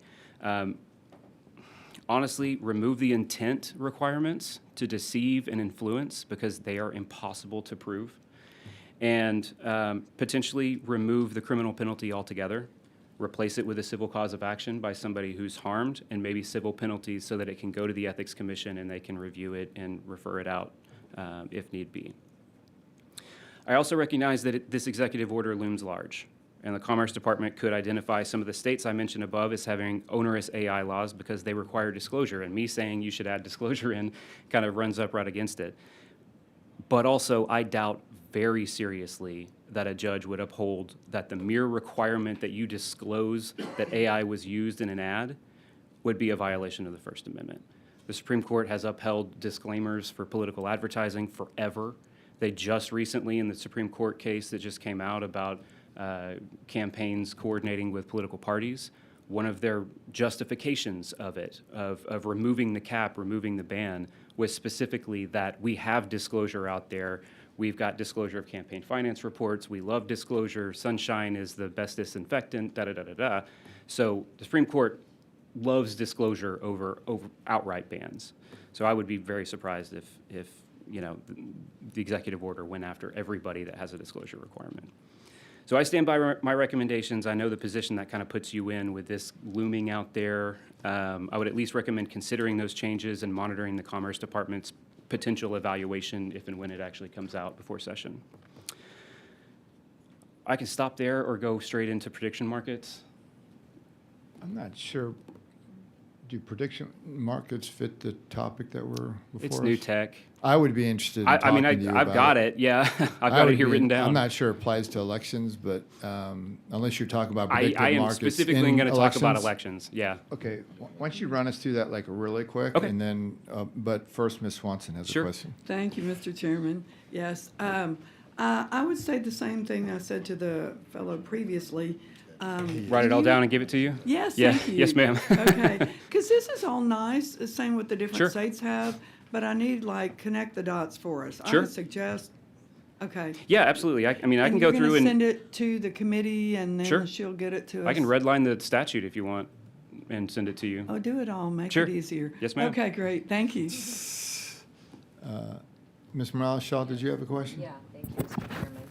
Andrew, you mentioned the CPR code, Yes, the ma'am. Civil Practice and Remedies Code, Section 27. Connecting it to that, does that have any of these expansion suggestions that you already made just now, like enforcement mechanisms? Obviously, the intent has to be changed. I guess you're talking about reasonable person standard, removing intent? Because it's Yeah, subjective, well, it's hard I to mean, prove. this is all just me talking. Right, I don't right. represent anybody in all this, but I mean, yeah, I would remove intent just because it's really hard to prove. Yeah. And two layers. Yeah, and just add that, you know, Chapter 27 Civil Practice and Remedies Code applies to this statute, so that those that have a concern with First Amendment, you know, with this abridging First Amendment speech, got it. that they'd have an avenue to go after and try to knock any of these lawsuits out if they came up on those First Amendment grounds. Okay, great. Okay, that's enough. I'll wait for your Okay. detailed version. Thank you. Yep, Representative Bliss. Thank you, Chairman. Yeah, I had a couple of questions around AI in elections, specifically dealing with foreign actors, right? We've been seeing in other countries, specifically Argentina, Hungary, the involvement of foreign actors in their elections, specifically using AI. Can you talk a little bit about how we can protect ourselves in Texas if we don't implement? I mean, now with this federal executive order or whatever it is that's put out there, it does kind of tie state hands a little bit. So what can we do when we're looking at protecting ourselves from foreign actors that want to, you know, do That's bad? a tough question, you know. I ask tough questions. Yeah, I in mean, this well, committee. it's just tough logistically, you know. I would guess that it's probably more of a tech answer than a legal answer. What can we do to identify these ads as coming from, you know, Russian, Iranian, whatever, Chinese IP addresses or whatever, that they're the ones that are behind it ultimately? I mean, there's a lot of what I could say, like, oh, we all know, or we've all heard that, you know, I don't have like proof, but we've seen anecdotally that there are Russian bot farms, you know, and others around that have been interfering with our elections using AI. I mean, you know, this is not the same, but I mean, Iran churns out animated things about the president like daily, it seems, with using AI. And it happens a lot. I just don't know, you know, if us passing laws, I don't know that that's going to stop that.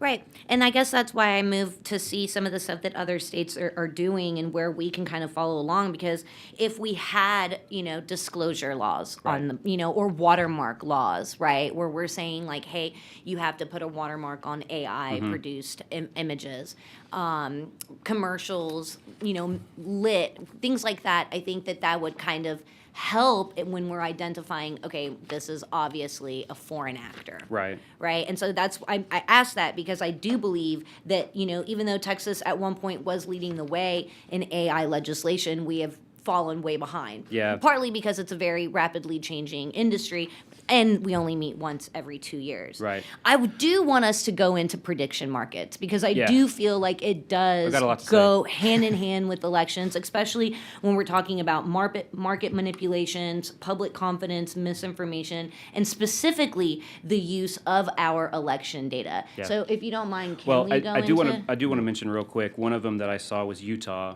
over in the far right column over there. It talks about that it requires embedded digital content provenance metadata. So that might be one way, if you know, it's fairly onerous, I guess, but to require some sort of metadata in whatever ads you put out there, so that it can be tracked, so that you can see. Somebody, I don't know how to, but somebody could go in and see, oh, this originated from Texas, this originated from China, whatever. Or if there's no metadata, then you know it was not following the law, you know. Exactly. So there's that. Yeah, I think if you could give us a quick overview and briefing on the prediction market. That'd be Yeah, helpful. sure. So for prediction markets, you know, I'm talking about Kalshi and Poly Market. Those are the obvious ones, right? It's a little less specifically AI related, but it is new tech. So in Texas, we have laws on the books already prohibiting gifts or inducements to vote.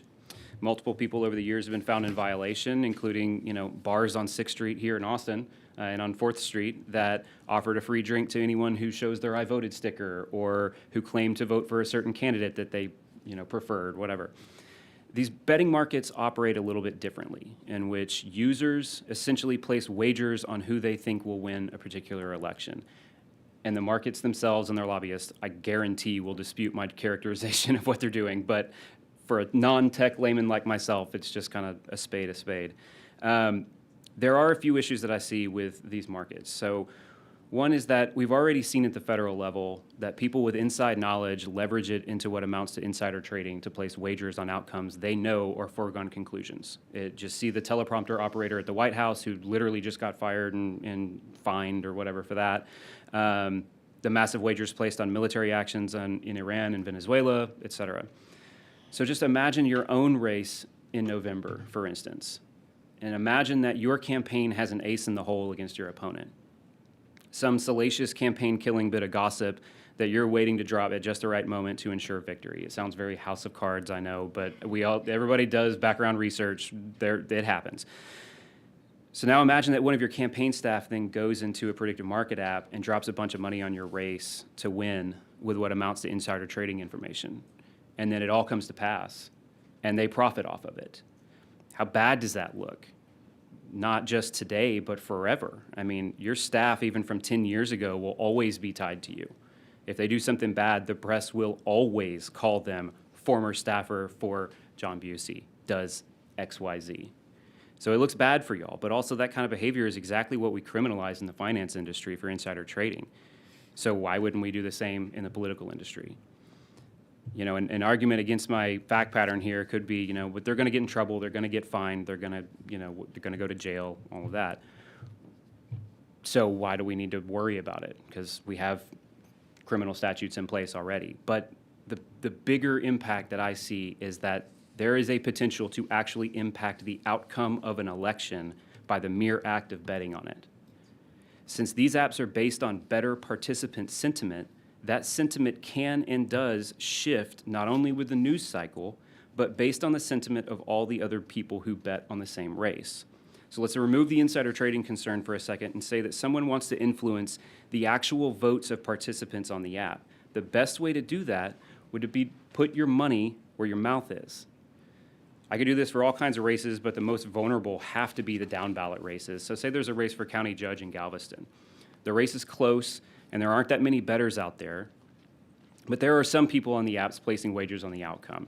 Current wagers on the board show a 56-44 split in favor of candidate A, but there's only been like $500 or $600 total wagered by everybody involved. But then someone comes in and drops $200,000 on candidate B to win. The amount and the outcome predicted is visible to everybody involved, but the bettor, him or herself, is not. So you don't know who it was, but you saw what the prediction was and you saw how much money they dropped. And it skews the percentages of likelihood to win based on who's spending the money. Now, is there a direct cause and effect relationship here to the large bet causing people to vote a certain way? I think most people would say no. But it's hard to argue against at least the correlation when people see a massive influx like that, and then the betting line changes and tips the predictive algorithm in favor of candidate B. By extension, it naturally impacts the actual votes of not only those bettors, but any lurkers who follow the market too. I mean, I've looked at it before. I've never bet myself, but I've watched it. I've seen how they go. I've watched the Tallarico-Paxton race a bunch of times already just to see how it goes, you know. And I've argued publicly that these markets could, in a contained vacuum, in a legally contained vacuum, they could be a better predictor of election outcomes than polling. Because you don't have to tell the truth when you're polling and when you're getting polled. But if you're actually betting on it, you're literally putting your money where your vote is. Or you're at least hedging, you know. And so people have an economic incentive to be right. And not only would people want to self-fulfill the prophecy that they want to come true by voting for candidate B now to make money, but people psychologically have that desire to be right. You know, and obviously somebody can pick apart my testimony with whataboutisms, and it's all a fantastical story, and there's no proof, and yeah, it's all hypothetical, I made it up. But it realistically does not sound that far-fetched. And it may have sounded far-fetched before to think about somebody using classified state secrets and betting and making a lot of money, but that happened already. It's happened a bunch of times already. So I'm not in your shoes, and I'm not necessarily advocating one way or another on what to do about it all, but this fantastical story is only hypothetical because there's no proof it's happened yet. I doubt very seriously that it's going to stay hypothetical very long, so I think it's worth a look. Members, any question? Yes, Representative. Yeah, thank you so much for your testimony today. As the Vice Chair of the Pensions, Investments, and Financial Services Committee, I've been looking at predictive markets and specifically with our gambling laws here in the state of Texas, right? Gambling is illegal in the state of Texas. And as somebody who trades stocks, this is not stock trading. Prediction markets are not stock trading. And I think that there is a difference between the two, and we need to have that in code. But when we're looking at it from an election standpoint, I'm extremely concerned because of the things that you've brought up, right? Polling is one thing. I think that when we talk about prediction markets, there is this idea that this is kind of like groupthink, right? Or people coming together to make a mass prediction of around an election. Right. So I find it very concerning that people are betting, essentially gambling on these things, just like they're gambling on assassinations, just like they're gambling on whether or not countries are going to war. And I think that these are completely out of the scope of gambling and or stock trading. So I definitely think that it's something that the committee needs to look into, how we prevent our elections from kind of being taken over in this way, because young people are doing this. Yeah, I mean, it's Kalshi essentially- is being advertised to young people, right? And so I have a concern when I'm seeing 17 and 18-year-olds signing up for these things and essentially betting and gambling in a state that gambling is illegal in. It's So thank you essentially so an much for election bringing integrity this up. issue. Absolutely. Yeah. Yeah, you have that problem in general with gaming. Any other? Ms. Swanson? Yes, I just wanted to add, I know you said you were sort of leaving it up to us where to go with all this, but perhaps you could put your suggestions or say, you know, consider doing this or pros and cons of doing this or that, because it's very easy for us to finish up and then go, oh, but I don't have anything concrete. Now what? Yes, Yeah. right. Mm-hmm. I'll give it a shot. Yeah, thank you. Is that it? Thank you, sir. Thank you. Very helpful. Appreciate your time. Chair calls Pam Anderson with the League of Conservative Election Professionals. Hello, ma'am. I show you registered as Pam Anderson. You're here on behalf of League of Conservative Election Professionals, and you're testifying on the topic. I am, sir. All right. Well, welcome. Thanks for being here. Thank you for having me. I am Pam Anderson. I'm Senior Advisor for the League of Conservative Election Professionals Action. We're a network of veteran state and local election officials that apply practical and pragmatic continuous improvement ideas and support with resources. I've been an election official for over 23 years. I was the 2022 GOP nominee for Colorado Secretary of State. And I've supported two statewide implementations, one a statewide voter registration election management system, and also a statewide DMV, Texas DPS system. I really want to thank you for this opportunity to return and speak with you. I want to give great kudos to the Secretary of State's office and all of the local election officials and jurisdictions for the work to date on TEAM. It's not a simple undertaking, and so many states have been where you are right now and have shared very similar experiences. It is a process. We all have shared values of safe, secure, accurate, and accessible elections. We have a couple of observations stepping back from just the TEAM voter registration system about modernizing government from the inside out. Our citizens feel sometimes underserved by government with inefficient, duplicative, paper-based, expensive, and outdated processes when they have a supercomputer in their hand. Implementation of technology and thoughtful digital infrastructure with the safeguards for privacy and transparency increases service, decreases cost, and rebuilds public trust. The advantages for our election system in modernizing is a database, as we have heard all day today, is not simply just a list of voters. It's also an elections management system, and there are gaps that we need to think about when we're implementing. Digital systems for registrations and citizen services reduce errors, as we've heard before, when you're not dealing with things like handwriting. It produces more timely updates because it's quicker to process and more efficient. And it can provide some really unique interfaces and remove some of the human error of data entry. For example, citizenship check boxes. One thing that digitizing provides is an exploring opportunity for interoperability. Improving systems, for example, with the DPS, like practical improvements, like enabling citizenship filters for interfaces for when people come to the point of service, they never even see the screen for voter registration. These are the types of improvements that digitizing can provide, and improve timeliness functionality. Once you utilize and implement these systems, you can explore options that include programming improvements, audits, improvements for training. You can start capturing data around voter expenses. And there's a new implementation model, not a new, but a utilized implementation model in the country that I'd like to share from different states. It's called digital service teams models. These are small expert technical teams that utilize user research, customer experience, IT project management experience, and service design that help you break down the silos for cross-agency implementations. Things that, for example, voter registration systems and your Department of Motor Vehicles systems utilize. They help provide working groups. This would be utilized between the states, vendors, and local jurisdictions, all the end users, like campaigns and parties, that experience the system. This is timely interoperability, and it is can be utilized with cross databases, and thinks about things like common data format and how we export information and comparing issues in databases. Other ideas is having more transparency around performance and audits of our systems, increased trust with focusing on the process, not necessarily the political silos.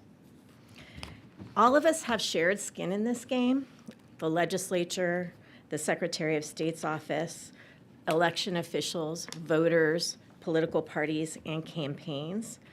By implementing with these systems, like utilizing digital service teams, you can move forward and implement ideas like online voter registration. You can implement better audits. You can implement systems and technology for election night reporting, ballot tracking, as we heard from the Secretary of State's office. And states will be better positioned for the really rapid change that we see regarding new technology and new methods for voters to access their constitutional rights.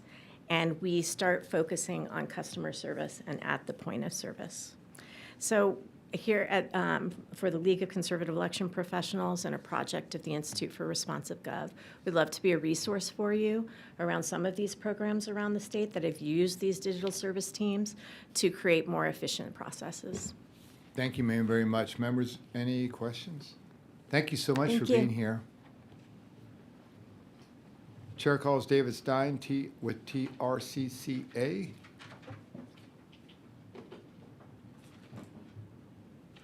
Healy, we will come back to him. Chair calls Chad Gothier with Chief Goodboy. Looks like he has gone. Chair calls Lorena Keniak. She is gone also. Chair calls Christine Wellborn. Well, now everybody's leaving.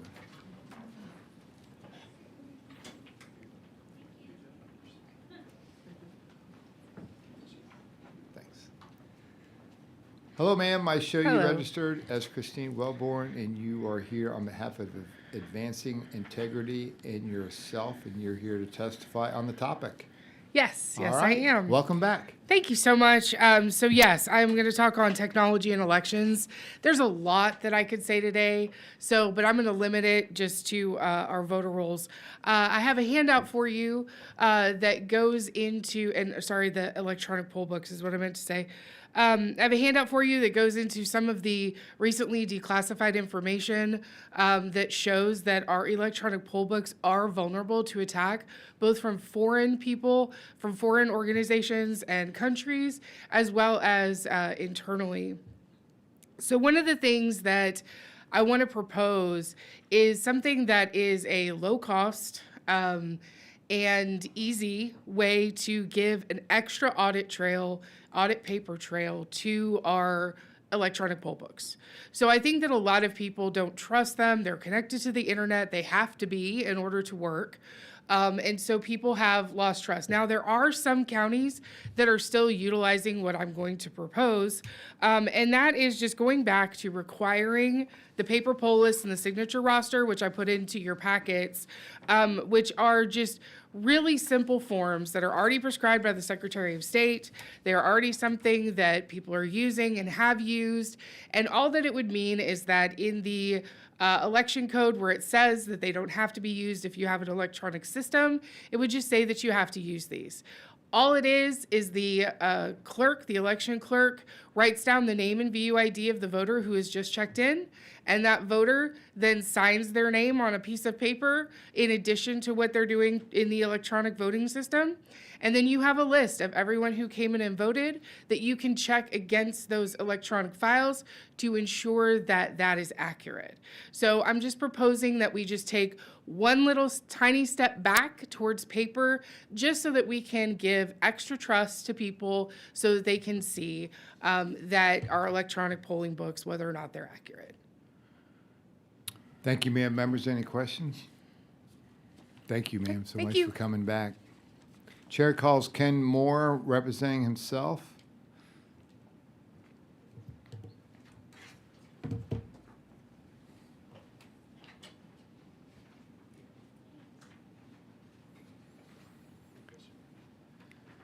Hello, sir. Good to see you. I show you registered as Ken Moore. You're here on behalf of yourself, and you're here to testify on the topic. That is correct. All right. Well, welcome. You may proceed. Yes, sir. Okay, the handout I've given you addresses the poll books, the electronic poll books, simply from the standpoint of losing connection and the things that could happen when that does occur. What I want to talk about right now, to use my spoken testimony, is things that are not in the handout. Things that I've seen happen myself. In several elections in Missouri County, I've seen occasions where our poll books lose connection with the county. And in two of these cases, at least, we had to reboot the poll book to reestablish that connection. And as you'll read in the paper in front of you, when that connection is lost for any length of time, it opens the door for nefarious actors to do things like vote twice. Go to one place and vote, and go to somewhere else and vote.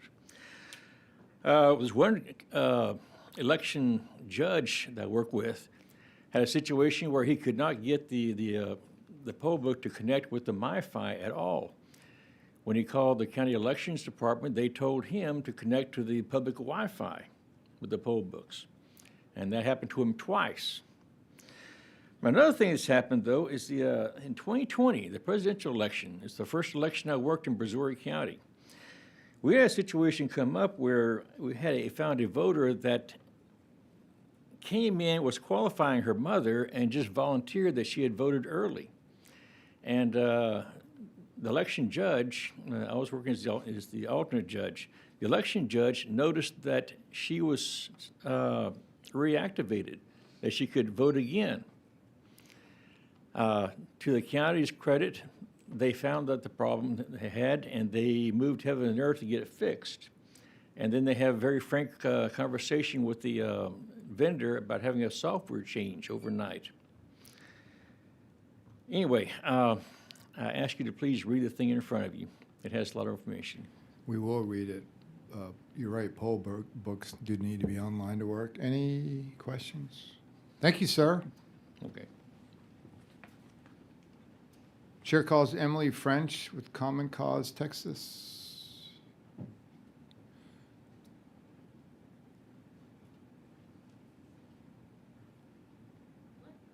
Hello. I wrote it all down. All right, that's good. I show you registered as Emily French, and you're here on behalf of Common Cause Texas, and you're testifying on the topic. Yes, sir. All right, welcome back. Good Thank to see you. you again. Yeah, good to see you all. Wanted to talk a little bit about AI in elections. Common Cause has a lot of different states, so I was able to poll some of my colleagues and find out what they're doing, and Andrew covered a lot of what I was going to talk about, so I'll just hit the high points. I think Texas need to be able to believe their eyes and ears when it comes to elections, and a majority of U.S. states have disclaimers on AI ads, AI campaign materials as it relates to elections. There are some limits for disclaimers, as Andrew mentioned. I think 90 days seems to be the most common thing, starting 90 days out from elections. But I do like some of the states that say, whenever you put out an AI ad, you have to disclose that it is not actually the candidate, not actually a surrogate for the candidate saying this thing in your ad, because as we all know, and y'all know much better than I do, elections in Texas last forever. The disclaimers themselves vary pretty wildly from state to state. Some of them are very simple. Idaho says this video has been manipulated at the bottom of these videos. Delaware says this image has been altered or artificially generated. Colorado's is a little bit spicier, saying this image or audio or video has been edited and depicts speech or conduct that falsely appears to be authentic or truthful. It's analogous to our, we have a disclaimer in the Texas Election Code, political advertising paid for by name of candidate or committee who has rejected the voluntary limits of the Judicial Campaign Fairness Act. So, states vary on how much blame they want to assign, how spicy they want to get with the disclosures. But I think it's important that at the very least, it is clear and discernible to voters what the disclosure is disclosing. And I do think it's a good idea to mention artificial intelligence or manipulated media, because it ties what Texans are thinking about to what they actually see on the screen. A couple of other approaches that I think are pretty novel we should consider, requiring metadata that would be readable across platforms. This would also help like Twitter and Facebook and TikTok instantly note one of those. I also think election officials should be able to get the protections of some of these laws, because even if they aren't running, even if they're an appointed EA, they can still be protected from misinformation about themselves and their campaign and their elections. When you said metadata, are you talking about enabling the social media platforms to be able to identify that it's AI? Yeah. Make that easier? Some states require that when you make the AI ad, whatever, like the file, you put stuff in the file that we can't see on the front end, but on the back end, every social media platform would read it as AI-generated campaign content. Okay, got it. Yeah. All right, thank you. Thank you very so much. Chair calls Jenny Limcher. Welcome back. Thank you. Ma'am, I show you registered as Jenny Limcher. You're here representing yourself, and you are here to talk about or testify on technology and elections in Texas. Yes, You and he's got a passing out handout. a handout, and the last page is the most important that I All want right. to get to. You may proceed, ma'am. Thank you. Okay, hello, my name is Jenny Limcher. I'm from Harris County. Rapidly evolving election technology must be matched by vendor accountability. My friend Karen Wiseman has served as election judge, ballot board presiding judge, and logic and accuracy testing board member in Tarrant County for multiple years. She could not testify today, so I'm sharing on her behalf two alarming incidents with the election equipment she has already shared with the Senate State Affairs Committee on June 23, 2026. First, during public logic and accuracy testing in January 2024, she witnessed county officials abruptly halt testing after invited hackers successfully flipped votes on the equipment. Her affidavit provides more detail. In her Senate testimony, she said the system's overseer resigned soon after the hack, which y'all can watch in that link if you look it up. Next, while serving on the Logic and Accuracy Testing Board for the 2026 Senate District 9 runoff, she personally witnessed a scanner record a marked vote as an undervote. The ballot image itself reflected the altered result, and rerunning the same ballot reproduced the same issue, making accountability impossible. The machines were still used in the election despite the observed problem. Whether these events resulted from hardware, software configuration, or another cause, They demonstrate that election equipment is not secure. Elections are critical infrastructure, and vendors performing essential government functions should meet standards comparable to other critical government contractors, even higher, as the voice of the American people cannot be compromised by outside influence.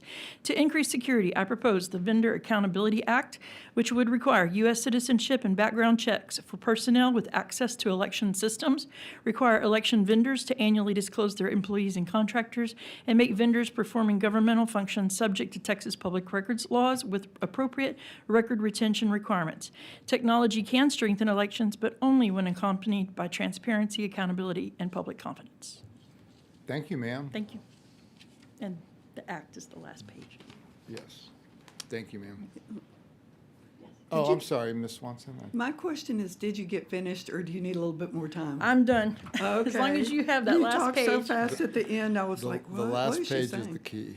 The last Okay, page so is read the the last page. Vendor Accountability Act, Yes, which you would thank put you. Yes. Texas in there. That's what I like. I've been asking everybody, okay, tell us what you need. Thank right you. there. Good stuff. Thank All right, you. thank y'all. Thank you, Jenny. Chair calls Sandra Parker. All right, this is what we've been waiting for, because you didn't. So ma'am, I show you registered as Sandra Parker. You're here on behalf of yourself, and you're here to testify on our topic. Yes, that's All correct. right, well, Thank you. welcome. You may proceed. Thank you. I do have handouts for you. I have 3 handouts.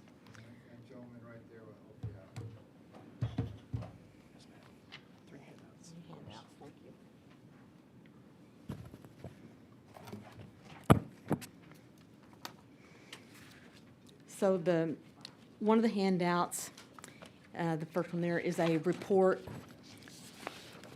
I'm sorry. Let's go ahead and start. I didn't introduce myself. All right, Sandra Parker, Fort Bend County. I'm an election judge and precinct chair. Anyway, so this gentleman's handing out an election report that was put out July the 13th of 2026 from CISA. And it's fairly technical in nature, but it reveals some heavy-duty concerns with with the technology that we're using in elections. And so I encourage you to go through that. So that's the backup information. And then also, there's a packet that has some letters from very distinguished professionals, Andrew Appel, and a couple of others that people are from the University of Michigan, Princeton, and I think University of Berkeley, University of California at Berkeley, with some excellent background information. What I'm worried about is I'm worried about technology in our elections. President Trump spoke to the country a couple of weeks ago about the critical national security issue of preserving our Republican form of government through election integrity. He talked about intelligence and evidence showing a cyber threat aimed at the heart of our democracy. He mentioned hundreds of millions of U.S. voter files that are in the hands of foreign governments, including China. Our machines and ballot counting systems are exposed to hacking and manipulation and corruption. Evidence of fraud has been kept from citizens of this country as well as from the president. The new intelligence underscores why we must take urgent action to ensure that our own system can never, ever be hacked or compromised like it was in the past. So right now, as a temporary urgent emergency measure, an urgent emergency measure to amend our operational processes, I'm asking this body to work in conjunction with the Secretary of State and our Texas counties to effectuate a 100-day plan that was developed by election integrity experts. That's the third handout that you have there, that you have in front of you. It's not a panacea. It's not perfect. It has holes in it, but it's a start for something that we can do between now and November to begin to secure our elections. And I have just a little bit more, if I can continue. 20 seconds. How's that? So it includes using paper poll books with a signature line for each voter. I love what the young lady said a moment ago. Using hand-marked pre-printed paper ballots, using existing tabulators for unofficial election night reporting, and then a follow-on independent hand count of ballots of federal races, reconciling the election before certification, maintaining strict ballot chain of custody through the election process, create and fund a rapid local election worker recruitment and training program specifically for ballot counting. This plan has been presented to and is under consideration by CISA. It's not complicated. We could do all of it or part of it, as much of it as we can, but I do think we need to be focusing on some plan between now and November, and we got to start now because it's almost here, to make sure that we can rely on this election. As Texas goes, so goes the nation, and I think that this group has an opportunity to lead in this critical situation. All right. Members, any questions? Thank you, ma'am, so much. Yes, Ms. Hi. Plesha.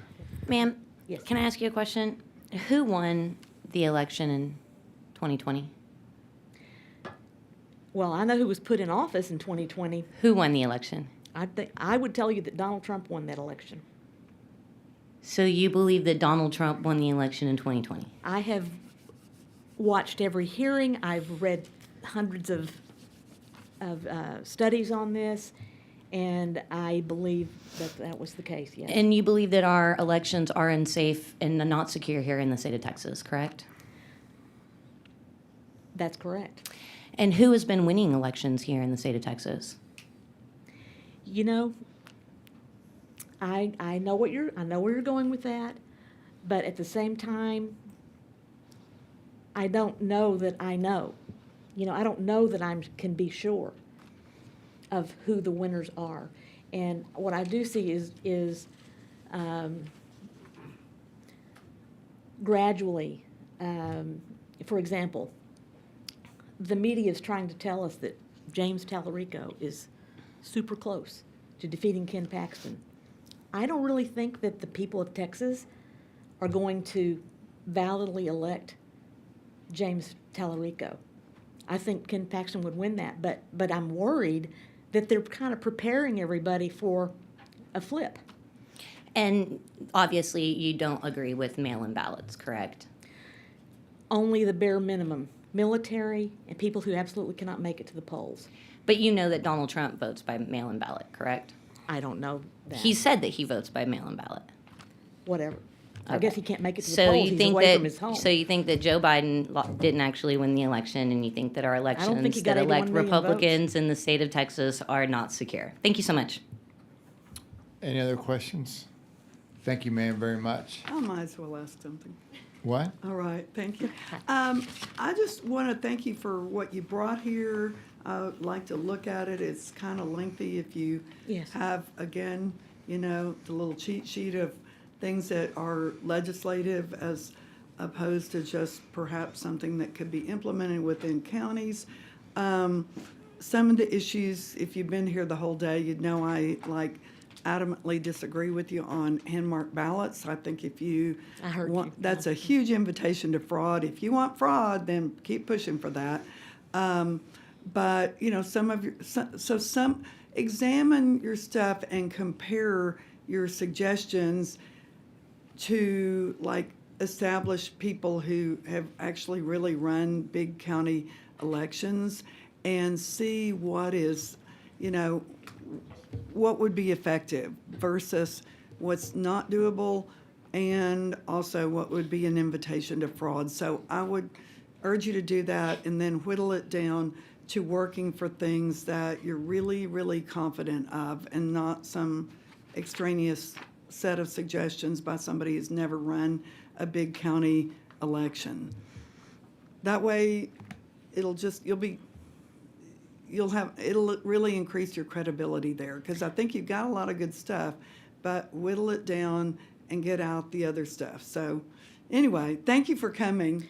If I could just respond to the one thing, when you talk about the hand-marked paper ballots and you think about the fraud that's associated with that, if we're voting in precincts, if we're voting in our small precincts, you would have to compromise a lot of precincts and have a lot of people involved in the fraud if you were really going to do that.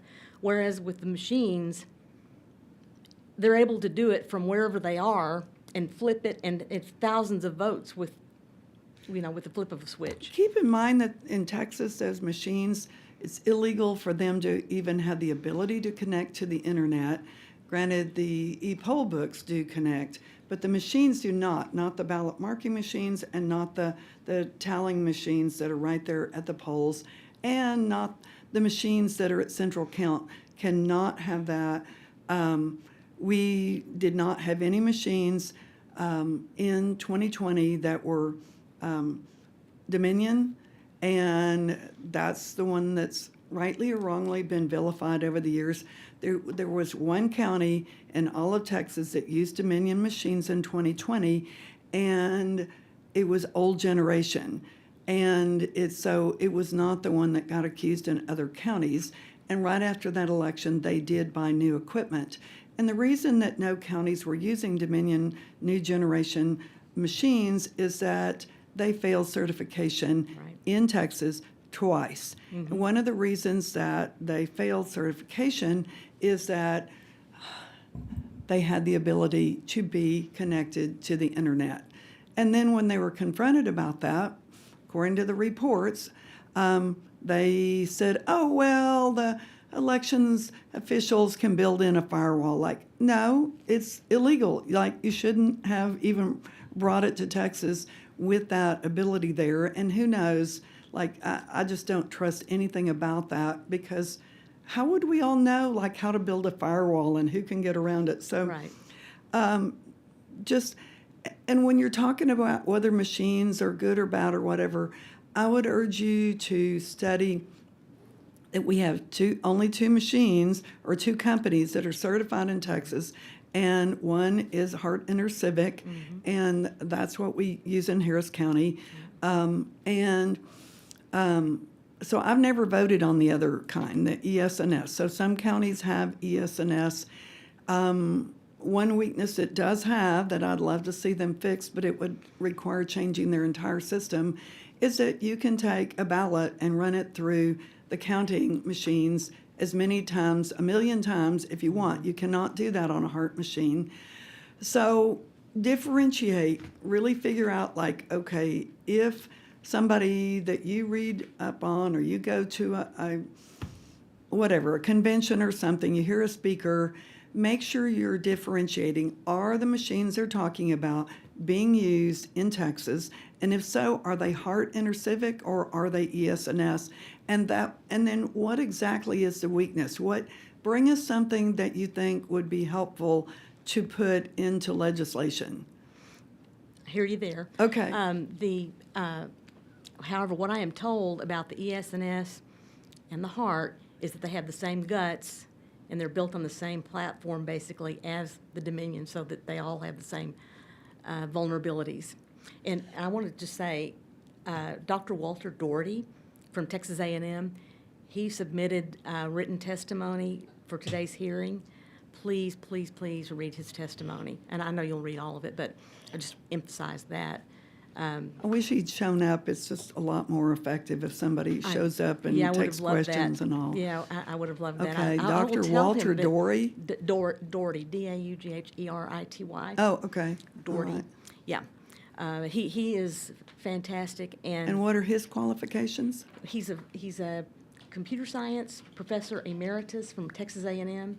His resume is like, I don't know, 20 pages or 50 pages, or it's like hugely long. Good information. He's eminently qualified. All right. And I'll try to get him down here sometime to Tell chat with him to y'all. come talk to us. You know, the first meeting that we have after session starts is always a good one he could ask to be invited testimony.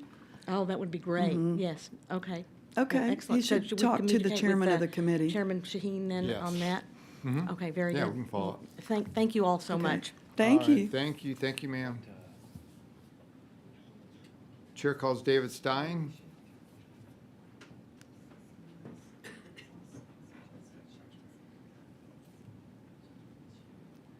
Welcome back, sir.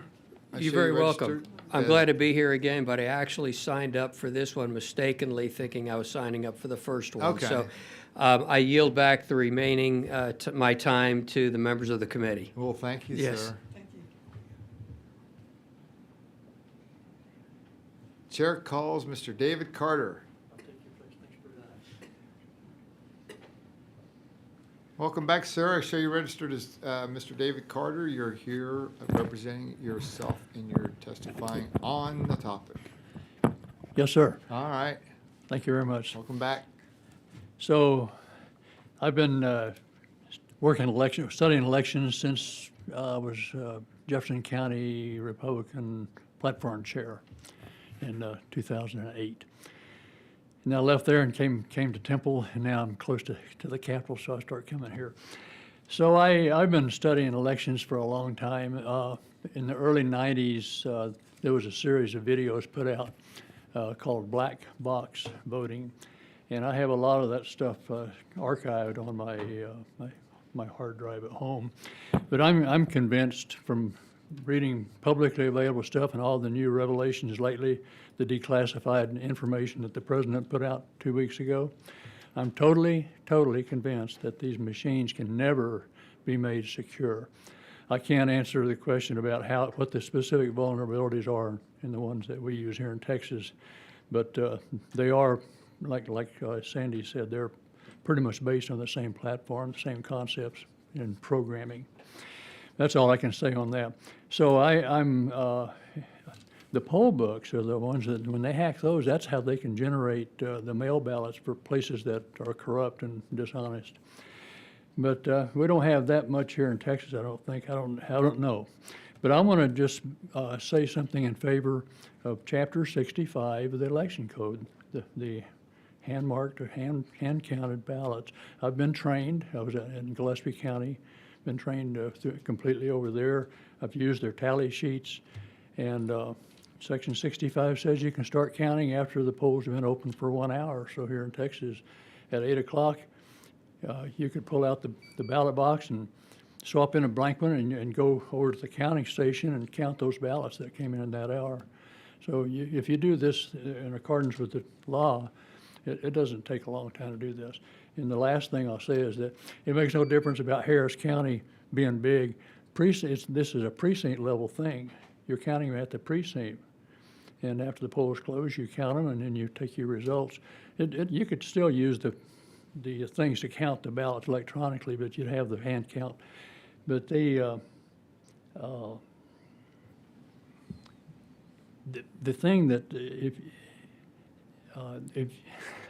well, that's really it. It doesn't take that long.